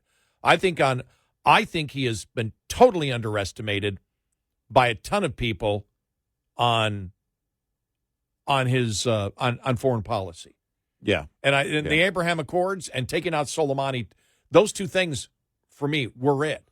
Yeah. So it doesn't matter whether he said what he says. It's like early on with the negotiations that we have seen. I mean, Zelensky now asking Trump, can you be part of the negotiations here to help solve this with Turkey? Right. Yeah. Zelensky's reaching out to Trump. Right. Yeah. And I never believed. There's been a shift there. Yeah. Definitely. I never believed, and you never believed, that he was going to play a tool to Putin. Right. No. Trump may come on and be friendly with both sides and maybe even over-friendly, but I don't believe he ever wants to play a fool to anyone. No. And he has had great success, and we'll see what happens here.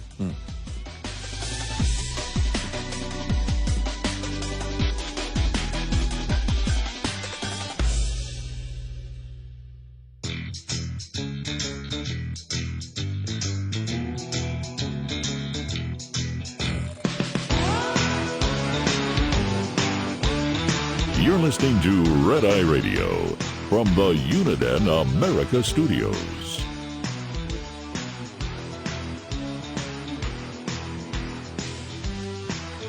It's Red Eye Radio. He's Eric Harley, and I'm Gary McNamara.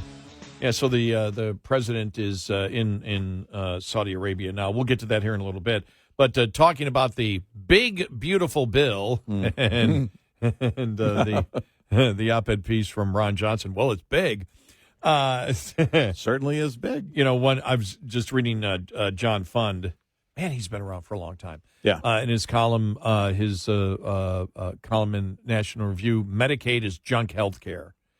And he says, will Republicans have the courage to expose that and improve it? I don't think it's going to be bullets and bombs that destroy the greatness of America. House Budget Committee Chairman Jody Arrington, a Republican from Texas, a district next to mine, just a few blocks from me. Yeah, you could move.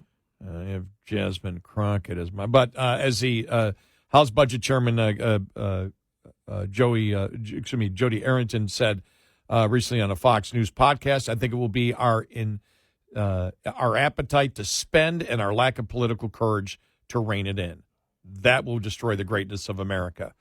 House Republicans have released their plan to rein in spending on Medicaid, the federal program that 70 million Americans use for health care at a price tag that's projected to hit $1 trillion in the near future. While not a pop gun, the House GOP has at best manufactured a short-range pistol to aim at Medicaid. There are work requirements and some eligibility checks. This will help. Fewer than half of Medicaid recipients work enough to comply with the work requirement today. If more had to work, many of them would make enough money to be eligible for other insurance, and they would not need Medicaid. Then it goes through eligibility checks are fine. But the minimum share that the federal government contributes to state Medicaid programs, it pays for 69% of the national tab, remains untouched, and there are no caps on federal spending per person for the program. The House Energy and Commerce Committee Chairman, Brett Guthrie, admits that many people will think the plan doesn't go far enough, but that moderates blocked any key reforms. We're going to go as far as we can go to get the 218 votes. It's time to try something completely different. No matter how much Republicans blink and retreat from Medicaid reform, they will get endlessly hammered with TV ads calling them heartless between now and the midterm elections. That's one of the political points that's being made. No matter what you do, you're going to be harmed. You're going to be pounded on that you're destroying Medicaid, even if you're not, even if you're expanding it. So do some reforms. Right.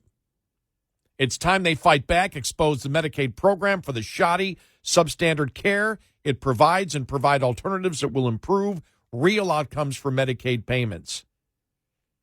When it began in 1965, Medicaid was designed to provide health care for the disabled, the elderly who could not afford Medicare, and low-income children. But the creation of Obamacare distorted and drove that mission off course. It expanded Medicaid by paying for 90% of the cost of able-bodied adults added to the program.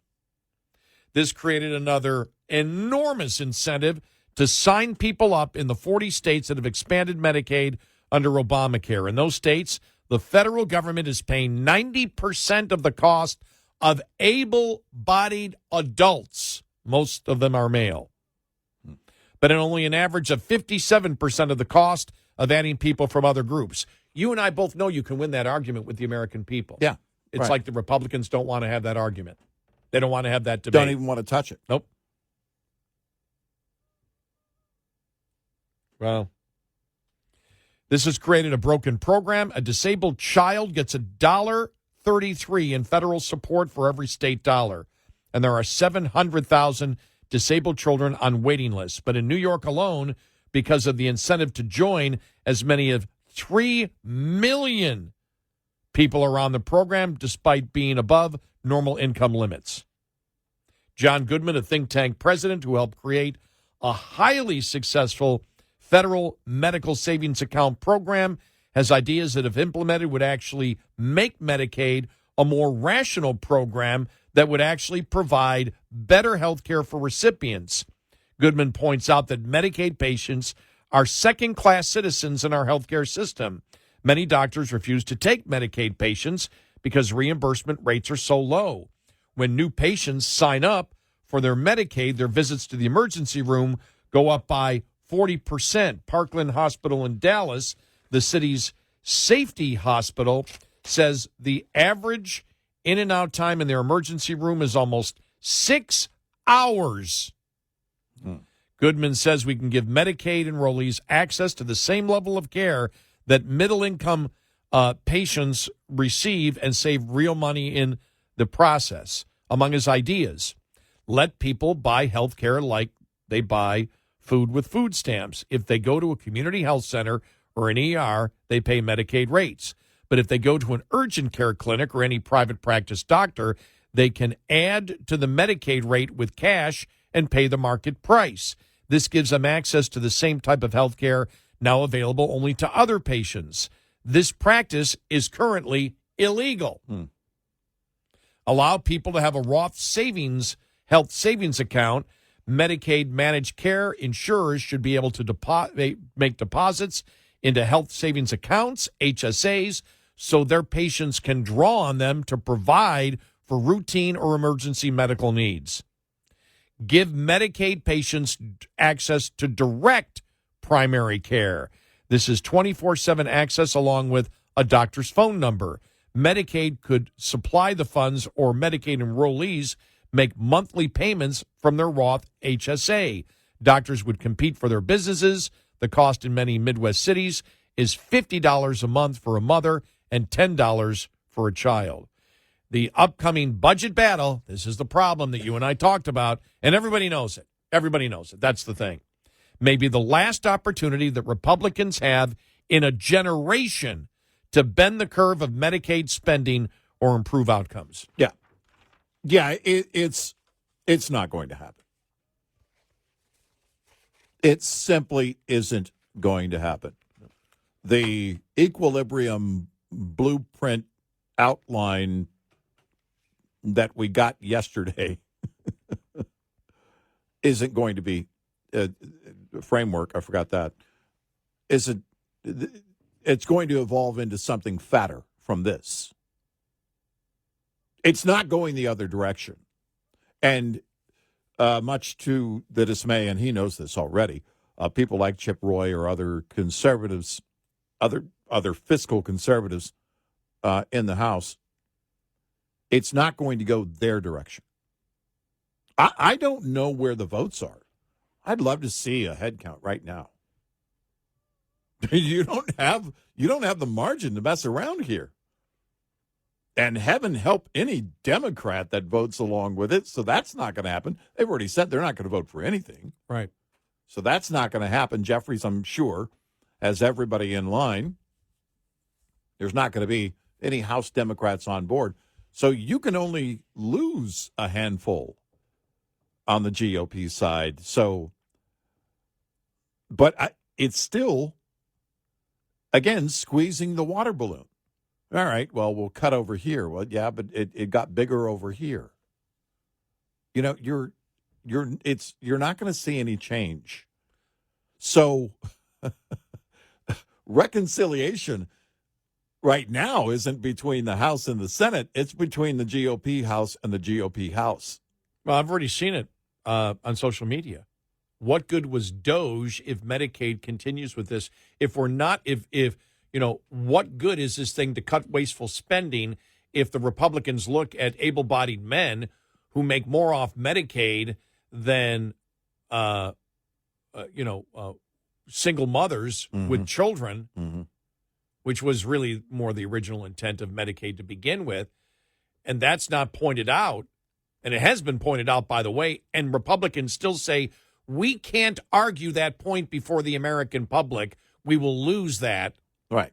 Well, then Doge is dead. Yeah, that idea is I've already closed the door on Doge. Yeah. I don't see anything and happening. if they don't cut in this budget at all, if they don't reduce spending, all Doge was for absolutely nothing. It was noise. A waste of time. And I go across the board on this.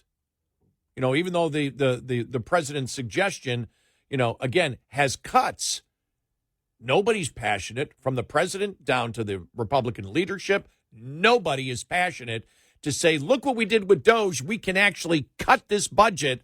It's almost as if there's two separate things. And you and I asked this question when Elon Musk, okay, it's time for you to go now. We hear no mention of Doge. Is that because they knew that people would start comparing one to the other? Say, wait a minute, you said, my God, we were saving trillions, and we're still spending more. No, I said it back then. I said the problem with Elon promoting $4 billion a day is that never in a million of my lifetimes is going to translate on Capitol Hill. And so what you're doing is creating a problem for Capitol Hill by promoting that. The GOP's got to go, is doing, they're sorry, we're back to Boehner.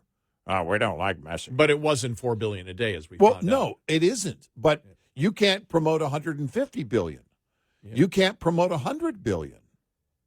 You can't promote any cuts. We're not going to see any because cutting is hard. It requires pain. Well, those able-bodied males, they need the help. If you can't cut able-bodied males, if they get the most from Medicaid and you can't stop it, and then you put in what I view are weak work requirements, 20 hours a week in school and volunteer work counts. Yeah, right. Sorry, Republicans, you are useless to me. Yeah. And to many other Republicans out there. Yeah. You don't care about any of it. Yep. You never cared. Don't say you cared anything about the idea of Doge or cuts or the $36 trillion. And when we get to dealing, it's all bull manure. Yeah, and when we get to the dealing with the debt ceiling later this year, which they're going to have to, don't pretend. Why don't you guys just eliminate the debt ceiling? Yeah. It's going to keep going up. Yeah. What are you doing?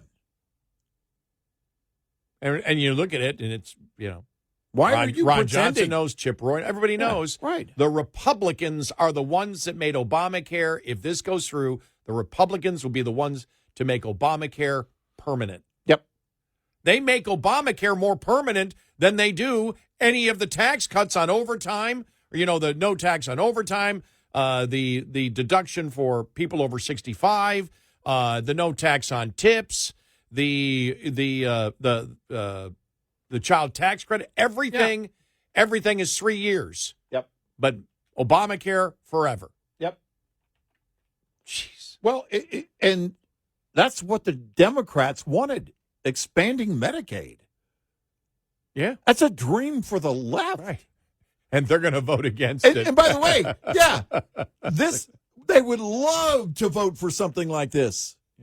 If it were Jeffries leading them and it was the same thing, they'd be voting for it all day. 866-90 Red Eye. Coming up, more with Gary McNamara and Eric Harley. It's Red Eye Radio.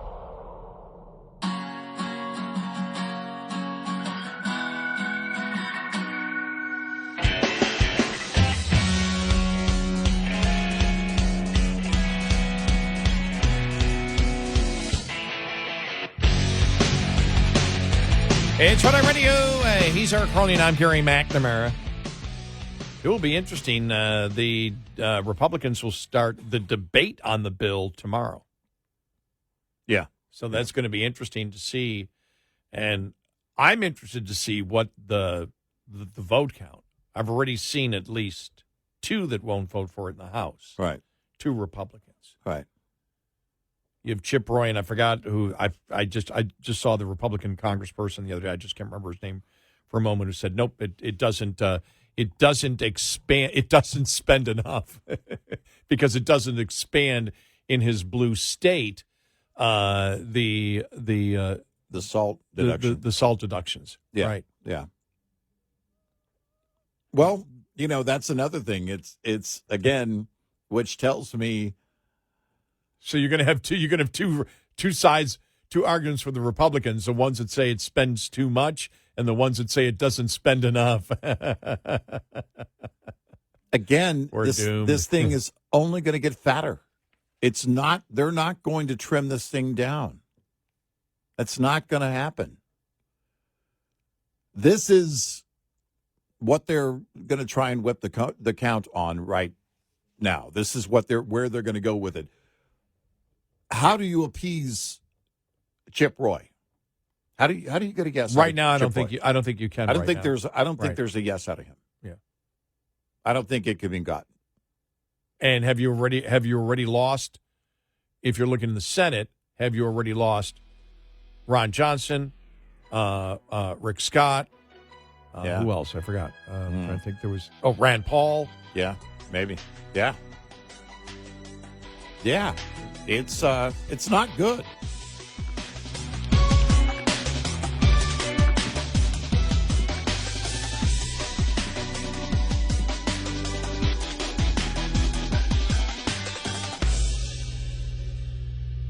This is Red Eye Radio on Westwood One.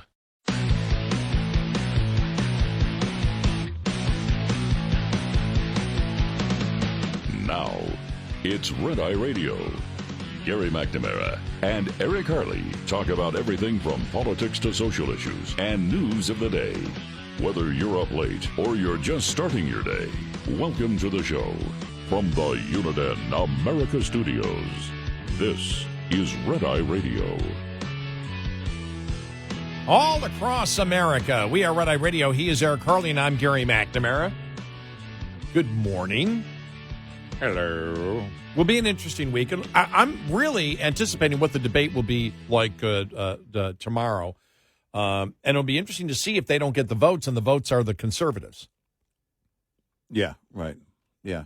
Because this is really interesting that the debate's going to be on this bill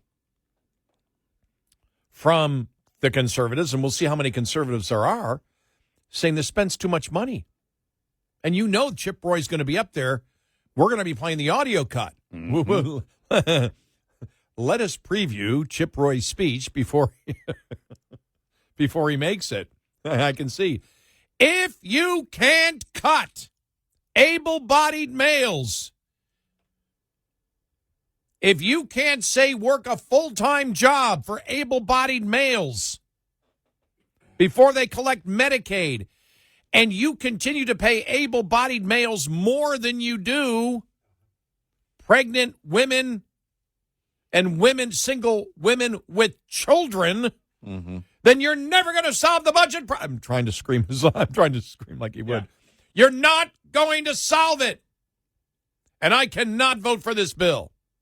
So you're going to have that on one side and whoever goes along with him. And I don't know who that would be at this point, because this is different than the CR. It's different than the hypothetical 10-year bill. This is the real one. And then on the other side, you're going to have the Republicans from the blue states that aren't happy with the $30,000 deduction.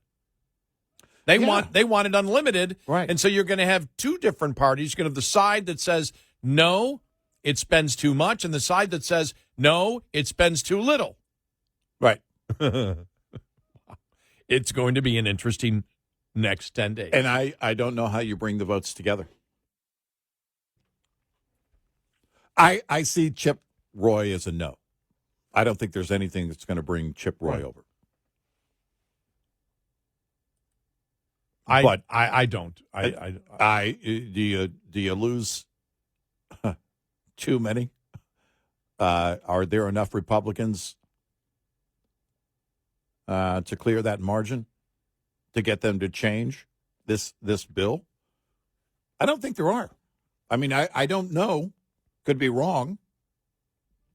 I hope it is leaner when all is said and done. I have confidence that it won't be. And I know you'd be the happiest person in the world I'd love if to be that wrong. turned out not to be true. I'd love to be wrong about this, but it's going to get fatter from here. Because there's not going to be, again, if this is what they floated now, then where do you expect it to go? They knew when they put this together, they knew who would not be on board. Who would. You want to see Chip Roy from the last 24 hours or so? All right. Medicaid was never meant to be this expansive. We have a duty to safeguard taxpayers and ensure that Medicaid does not bankrupt us. Cut the waste, cut the fraud, cut the abuse. That was 13 hours ago. Then listen to this. This is on Texas. This is something we talked about yesterday. 98% of new electricity generation in Texas is unreliable energy subsidized by the Inflation Reduction Act. Solar, battery, and wind farms are deploying across rural Texas with no ability for locals to push back. This must end. Repeal the Inflation Reduction Act, which is part of the bill. Right. That comes from a couple days ago, though. Somebody responds to Chip Roy. Nothing is perfect, Chip. You perfectionists need to go, or we need a bigger majority to nullify you. Either works. Chip Roy's response. Your definition of not perfect sucks. This bill embraces $20 trillion in more debt. Obamacare expansion accepted by Republicans. Extension of Green New Deal subsidies by Republicans, among many problems. Want more? Congress has a duty to safeguard taxpayers and ensure Medicaid does not bankrupt the federal government. Cut the waste, cut the fraud, cut the abuse. Reform Medicaid. More from Chuck Roy. I sure hope House and Senate leadership are coming up with a backup plan, because I'm not here to rack up an additional $20 trillion in debt over the next 20 years to subsidize healthy, able-bodied adults, corrupt blue states, and monopolize hospital CEOs. He said, here's the thread, what is coming? Regardless of the big, beautiful bill's details, there will be enormous pressure to get in line to support the bill because it does a number of things we support. Number two, regardless of the merits, if we object, we will be called grandstanders and that we must comply by influencers and some elected officials. Number three, I won't care about that pressure, which means either the bill will be supportable or it won't.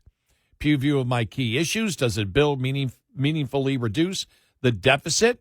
Getting to $1.5 trillion in supposed savings plus the tax policy is good to be sure. the product of our pressure campaign on spending, I was told originally to pipe down about. But it still leaves more than $20 trillion in additional debt in 10 years. And most of the cuts are beyond the Trump years, beyond 3.5 years out. Does the bill offer any transformative changes on Medicaid or otherwise? Currently, no. It ignores the policy changes that matter. Federal match driving Obamacare Medicaid explosion to blue states and the able-bodied. And even if the changes it embraces are mainly a codification of the rules Trump would do anyway, leaving healthcare costs spiraling. Fat cats still making lots of money while hardworking Americans are left behind. Does the bill fully repeal the IRA, Inflation Reduction Act, to stop the devastating bad projects being implemented in my district, battery, solar, and farms? No. It phases those out over a period of time, which will cause a race to construction, among other problems, and leave many in place we should not. And it just goes on and on and on and on and on. So there you go. He's just pounding on it. Cut spending, shrink the deficit, reform Medicaid, repeal the Green New scam, lead. Wow. Well, again, if the Inflation Reduction Act is going to be fully intact, then it's as good as voting for it when it first happened. Yeah. If you can't repeal it now, it's never going to get repealed. It's never going to be reversed. Interest on the federal debt was over $101 billion in April, he writes. Or he shared that one. So there you go. Yeah. Wow. Barack Obama, if you like your health this is Chip Roy. Yeah. If you like your health plan, you can keep it. That was a lie. Then Democrats voted to expand Obamacare, which led to the explosion of Medicaid. Yeah. Republicans have the opportunity to repeal Obama's Medicaid expansion now. We are funding insanity. Right. What Chip Roy forgot, I mean, there's going to be the call that you need to is the scream going to be that Chip Roy needs to be primaried, or any of these Republicans that are against? I'm sure the additional eventually spending, it will come to that. Which would be that happened for the CR and for the hypothetical bill, as we like to call it, was like, you need to primary him. He's not MAGA. Why wouldn't it happen now? If it happened for a continuing resolution, I almost yawned while saying continuing resolution, by the way, then it's definitely going to happen now. The ones I like that were screaming at him, you're part of the establishment now. You need to get behind the Republicans here. Right. And Trump. Anybody who wants to cut is establishment. Which is amazing because, remember, the establishment it was coined, the establishment, in 2015. Yeah. And the establishment at that time were Republicans who did not want to cut the budget. Right. That all came because, you remember, when Paul Ryan took over for Boehner, and Paul Ryan would not redo the deal that Boehner made with the Democrats. Right. And so that's when the establishment was born, the Republican establishment, which was you're part of the Republican establishment because you won't cut the budget. You are prioritizing what the Democrats want. Wouldn't that be interesting that now Republicans are prioritizing what Democrats have always wanted? And if you're against it, now you've become the establishment. That's a 180-degree turn from 2015. Right. Yeah, look. Wow, that's 10 years ago. We're back to Boehner. We don't like messy. Back to Boehner. We're right back where we started. BTB. Yep, back to Boehner. Back to Boehner. It's going to be a new sitcom that won't be funny at all.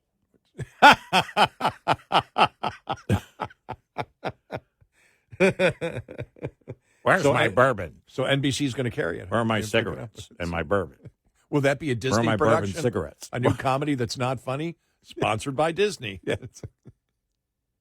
Yeah, it is quite tragic.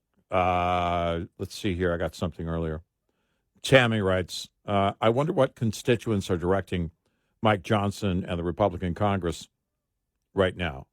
I've only seen an overwhelming majority of Republicans cheering DOGE cuts and insisting those cuts be reflected on budget cuts. Tammy, I don't know which representatives you're watching. Yeah, neither do I, because what I've seen is Chip Roy is one. Well, no, they're promoting the budget cuts and saying we've got these cuts in there. Even with the when Trump did it, these are the cuts, but the cuts are funding new spending. It's the overall cut in the entire budget that we're looking for. Right. If DOGE makes these massive cuts, and remember, initially, this is when we got back to when Elon Musk posted, we're saving $4 billion a day right now. Mm-hmm. And we went, well, okay, $4 billion a day times 364 is what? $1.45 trillion. Whoa. You and I said, if this is true, we've solved all of our problems. Mm-hmm. Our fiscal problems are solved. Because if you're saving $4 billion a day and nobody is being harmed and nobody is losing a benefit, you've done it. Mm-hmm. You've done it. And then all of a sudden it went to $150 billion. Right. And we went, well, okay, what's the difference? What happened? Yeah. Right. And so, yeah. No, they're all talking about the cuts, but the cuts are to support additional spending. Right. Right. In this bill. Right. You said 364, 365 in a year. Yeah. We don't, unless we have a day that we don't spend any money. Oh, geez. There's one day a year where the government spends $0. Well, they had a surplus. Take a day off. They had a surplus in April. I love people saying, look, we had a surplus in April. See, it's all working. No. We always have a surplus in April. That's when people pay what they owe in taxes. Right. It's a massive revenue stream. Yeah, there's always There's a long line of checks making their way to the IRS. Yeah. Yeah, it's not again, we're, to answer Tammy's question, my question is, where are all the people screaming that we need actual cuts? Yeah. Overall, not just cuts for additional spending. Right. Cuts because that's not the in the spirit of DOGE when you're saying we need to use those cuts to pay for this. Right. That wasn't the spirit of DOGE. The spirit of DOGE is we need to find the waste and fraud, and then beyond that, we need to make real cuts, real government efficiency. This is the opposite of government efficiency. So those people may be cheering DOGE, but they're not screaming at the GOP. Maybe they'll start. Maybe out of the blue, we'll just start hearing it more and more, but I doubt it. No, you won't. Okay, good. I was saying it lightly. No, you won't. No, you won't. Yeah, it's not going to happen if it hasn't happened by now. 866-90 Red Eye. Brought to you by Hot Shot Secret. Hi, I'm Jen Loomis, a transport safety expert at JJ Keller, and I'm here to share a tip on speed and space management. When driving, you need to manage the space around your vehicle so that there's enough space to allow you to adjust when traffic conditions change. The space ahead of your vehicle is the most important and one of the easiest to monitor and adjust as needed. One rule of thumb is to allow at least 1 second for each 10 feet of vehicle length at speeds below 40 miles per hour. At greater speeds, add an additional second. It's impossible to keep other drivers from tailgating you, but there are some things you can do to make it safer, such as increasing your following distance, avoiding quick lane changes, and slowing down.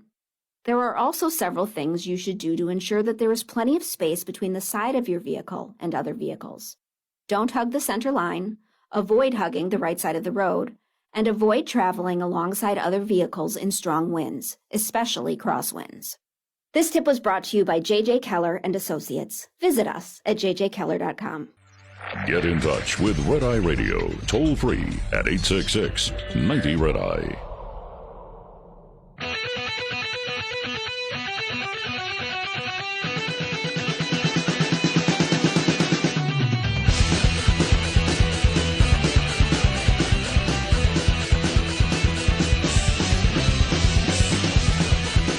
It's Red Eye Radio. He is Eric Harley, and I'm Gary McNamara. Welcome and good morning. So we'll be interested to see what the debate is like on it and where we are just 10 days from now, because they want this bill passed. Yeah. And then it goes to the Senate, and what they were looking for the Senate to get it done before the 4th of July. Right. Yeah. So, I mean, we've already accomplished one thing for 4th of July. We know we have fireworks. Yeah. Because they're all made in China. Right. So it's like 99% of Christmas lights made in China. Yeah. I don't know what it looks like at the end. No, you were just telling me, you said you wouldn't be surprised if they lifted the cap completely for the SALT deduction. Right. Because if you're not going to get conservatives to vote for, if you have enough, and I don't know who's going to join Chip Roy. Right. But there is a possibility you could get enough on the conservative side to get close to it. Right. Yeah. So, if you've got, for example, if you've got 4 Republicans that are conservative, that the conservatives that come out and say, nope, this spends too much. This is not the deal that you told us. We voted for the continuing resolution in this because you said there was going to be substantial cuts, and there aren't. Well, we made cuts. No. Not cuts that make it so you can do additional spending. Cuts to the overall budget. We are way over where we were in 2019 as a percentage of GDP.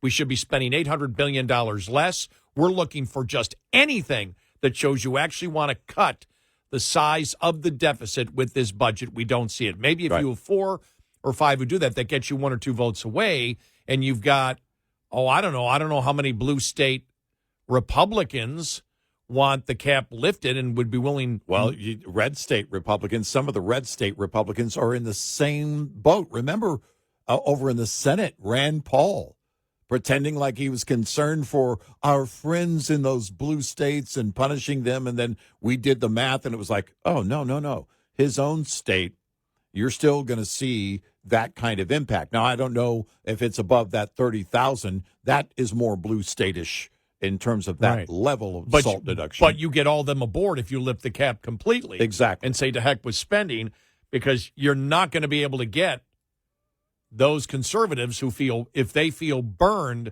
10 days from now, and everything's preliminary because we don't know how things would change over the next little bit. Right. But if they don't change it, you're going to, Chip Roy, I believe Chip Roy feels burned. Yeah, as he should. He was told, I think he feels in the CR thing, look, fight your fight down the road. And as I said, okay, but the makeup in the House isn't going to change between now and then. So nothing's going to be different when we get there, and it isn't.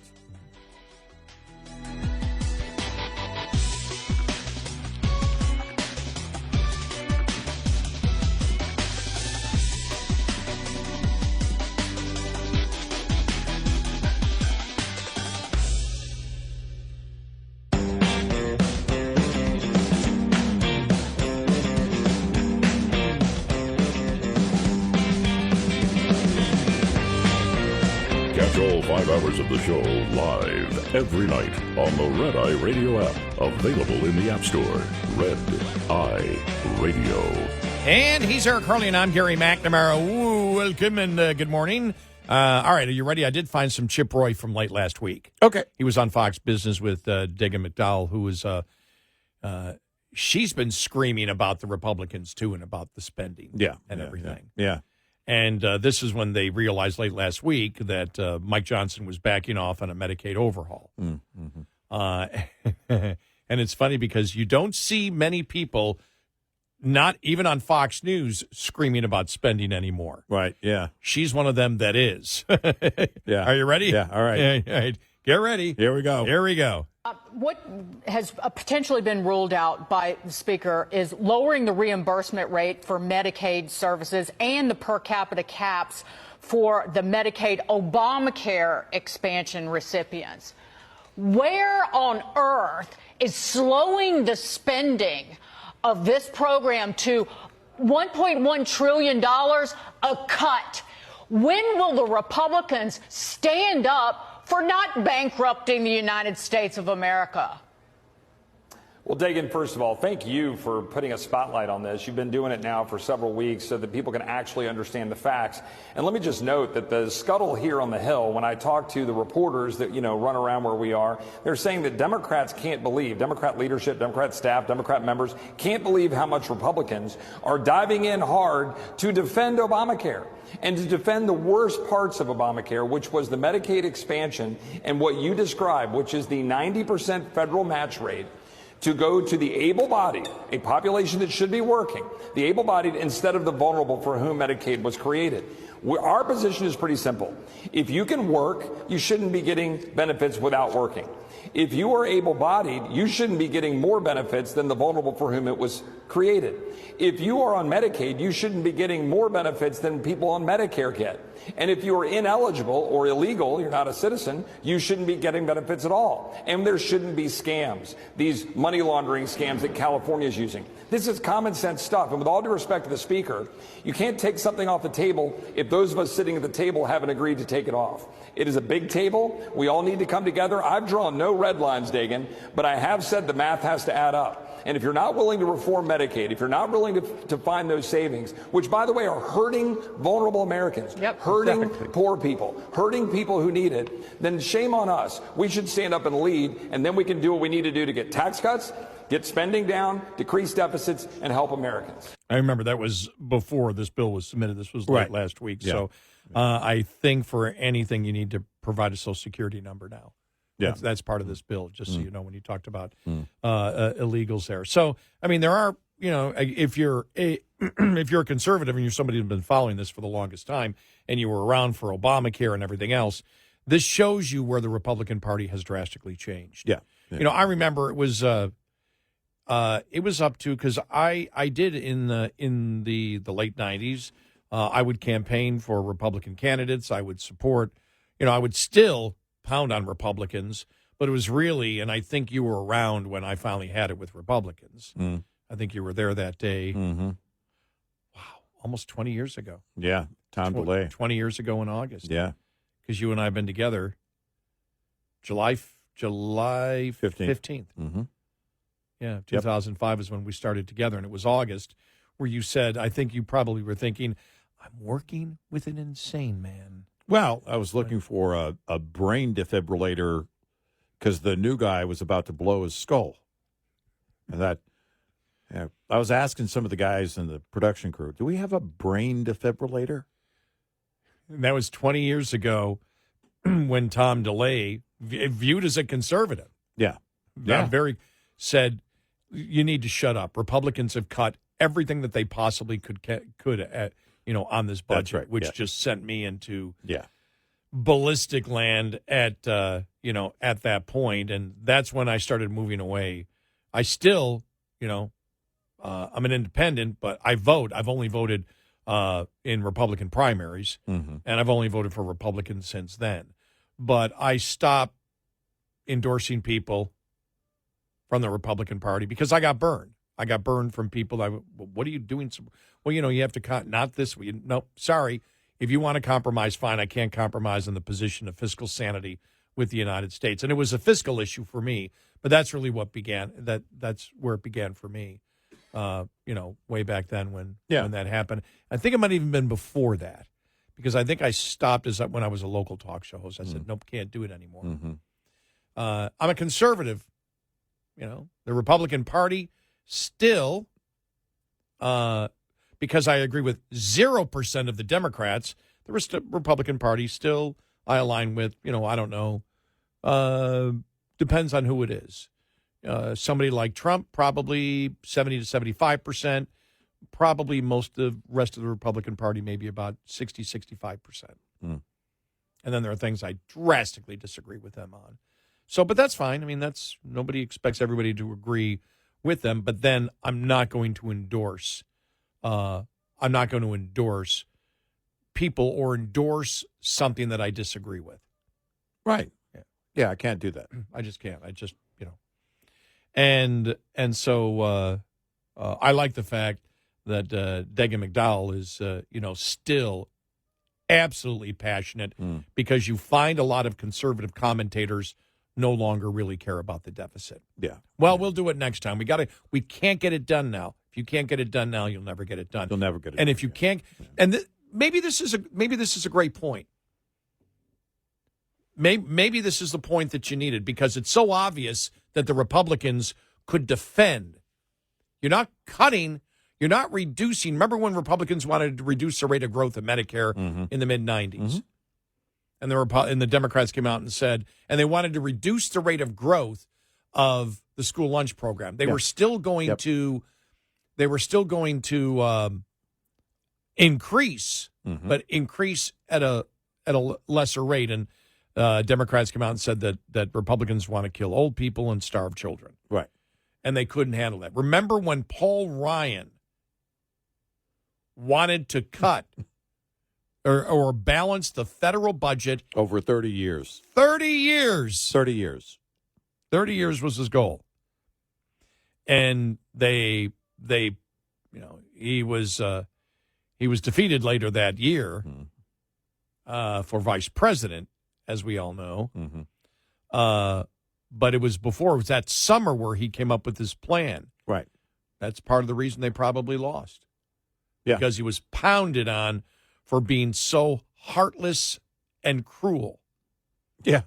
And you think about that, since that point, who are the Republicans? Where has been a majority of Republicans, a consensus that we've got to cut? We cannot do this to future generations. We cannot do this to the security of the United States of America. We cannot survive. And the thing is, we've now got $2 trillion deficits, and half of it, and maybe even more than half of it, is interest on the debt.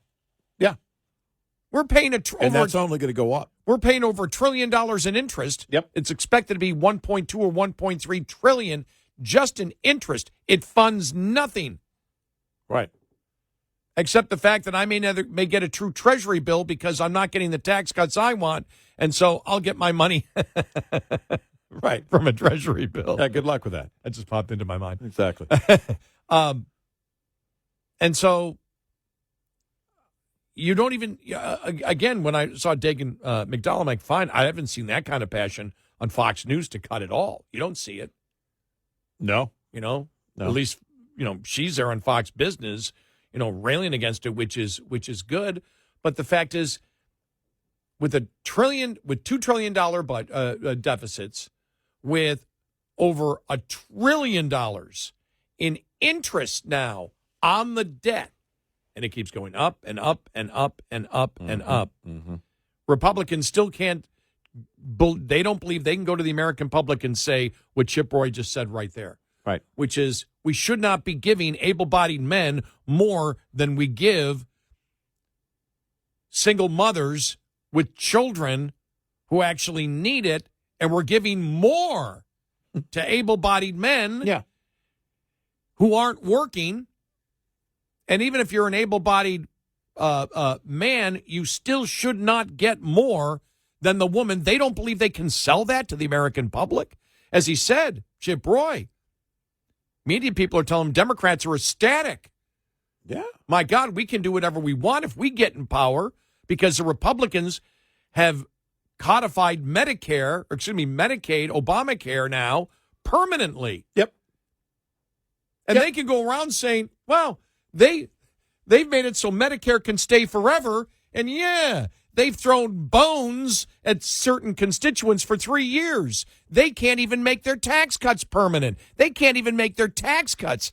No tax on overtime, no tax on tips. Gone in 28 if they get their way. Right, the Social Security, that's only 3 years. Right. They're just throwing them a little bone so they can keep spending over here, and they'll tax them later on. Yep. Democrats can make that point now, and Republicans don't seem to care or seem to be completely clueless on that point. And if Democrats get power, and they will one day, they're just going to run on that. It's just going to be, well, wait a minute. I mean, if our Republican friends agree, exactly. If expanding Medicaid was good for them, then we're going to expand it even more and make it even better. Right. We're simply adding on to what the Republicans passed last time. Right. Exactly. And then when Republicans come out against it, we'll be sitting here saying they really don't mean it. Well, when you don't have the power, you're going to call for the cuts. That's when you're going to get angry and loud. Right. $36 trillion doesn't make you angry enough. Yeah. The Democrats aren't calling for cuts. What they're saying is right. The we just don't want to help Trump. No, they're lying and saying the Republicans are still cutting. Right, yeah. And they don't want to do anything that's going to vote with anything GOP because it's Trump's party right now. Right. You can't get away with that. Fetterman doesn't care. Well, you made the case. Fetterman may be a vote. He might be a vote in the Senate. Could be a vote in the Senate for it. I just don't know what it looks like from here. Because you got to get it out of the House first. Chip Roy is a no. He's a hard no. I don't see that changing. If Chip Roy changes, it's over.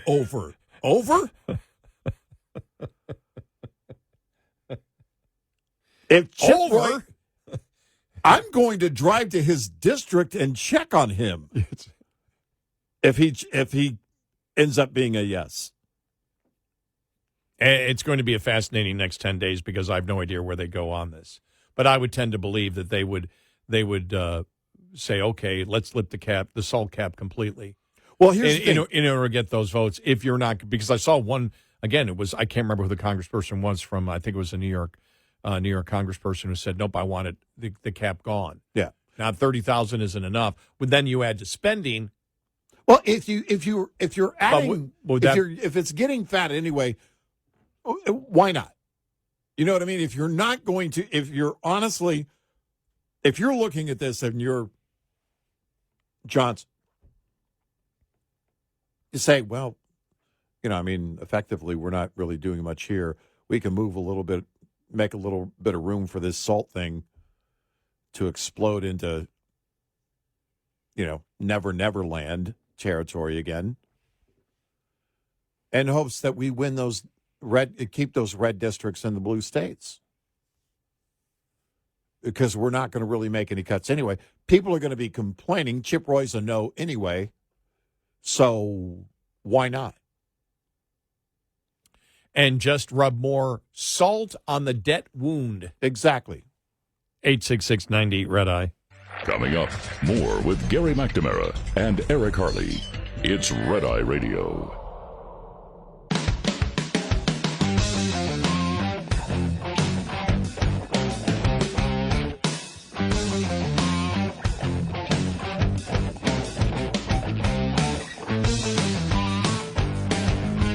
It's Red Eye Radio. He's Eric Harley, and I'm Gary McNamara. Welcome and good morning. Thanks so much for being here as always. Download our Red Eye Radio app today. Why? Because our show ends in an hour, and after our show is over, it becomes our podcast. That's right. We record the entire show, and that becomes our podcast right after the show is over. So if you've only been able to listen to a few minutes of the show because you woke up late or whatever, you go to sleep early. Well, then you can catch it all here on our Red Eye Radio app. And if for some reason during the show you can't listen to it live on one of our great radio stations, and thank you to all the great radio stations that carry us, we carry all 5 hours live on our Red Eye Radio app. So there you go. It's free. Yep. The president over in Saudi Arabia now, his trip to the Middle East. Yeah, they're going to have a business summit as a part of this trip. There's some business leaders along that will make that trip with him, or that will be a part of that summit. NVIDIA's CEO, Elon Musk, among those business leaders. So that will be interesting to see what comes out of that summit, and a lot going on. The president's first trip abroad in his second term.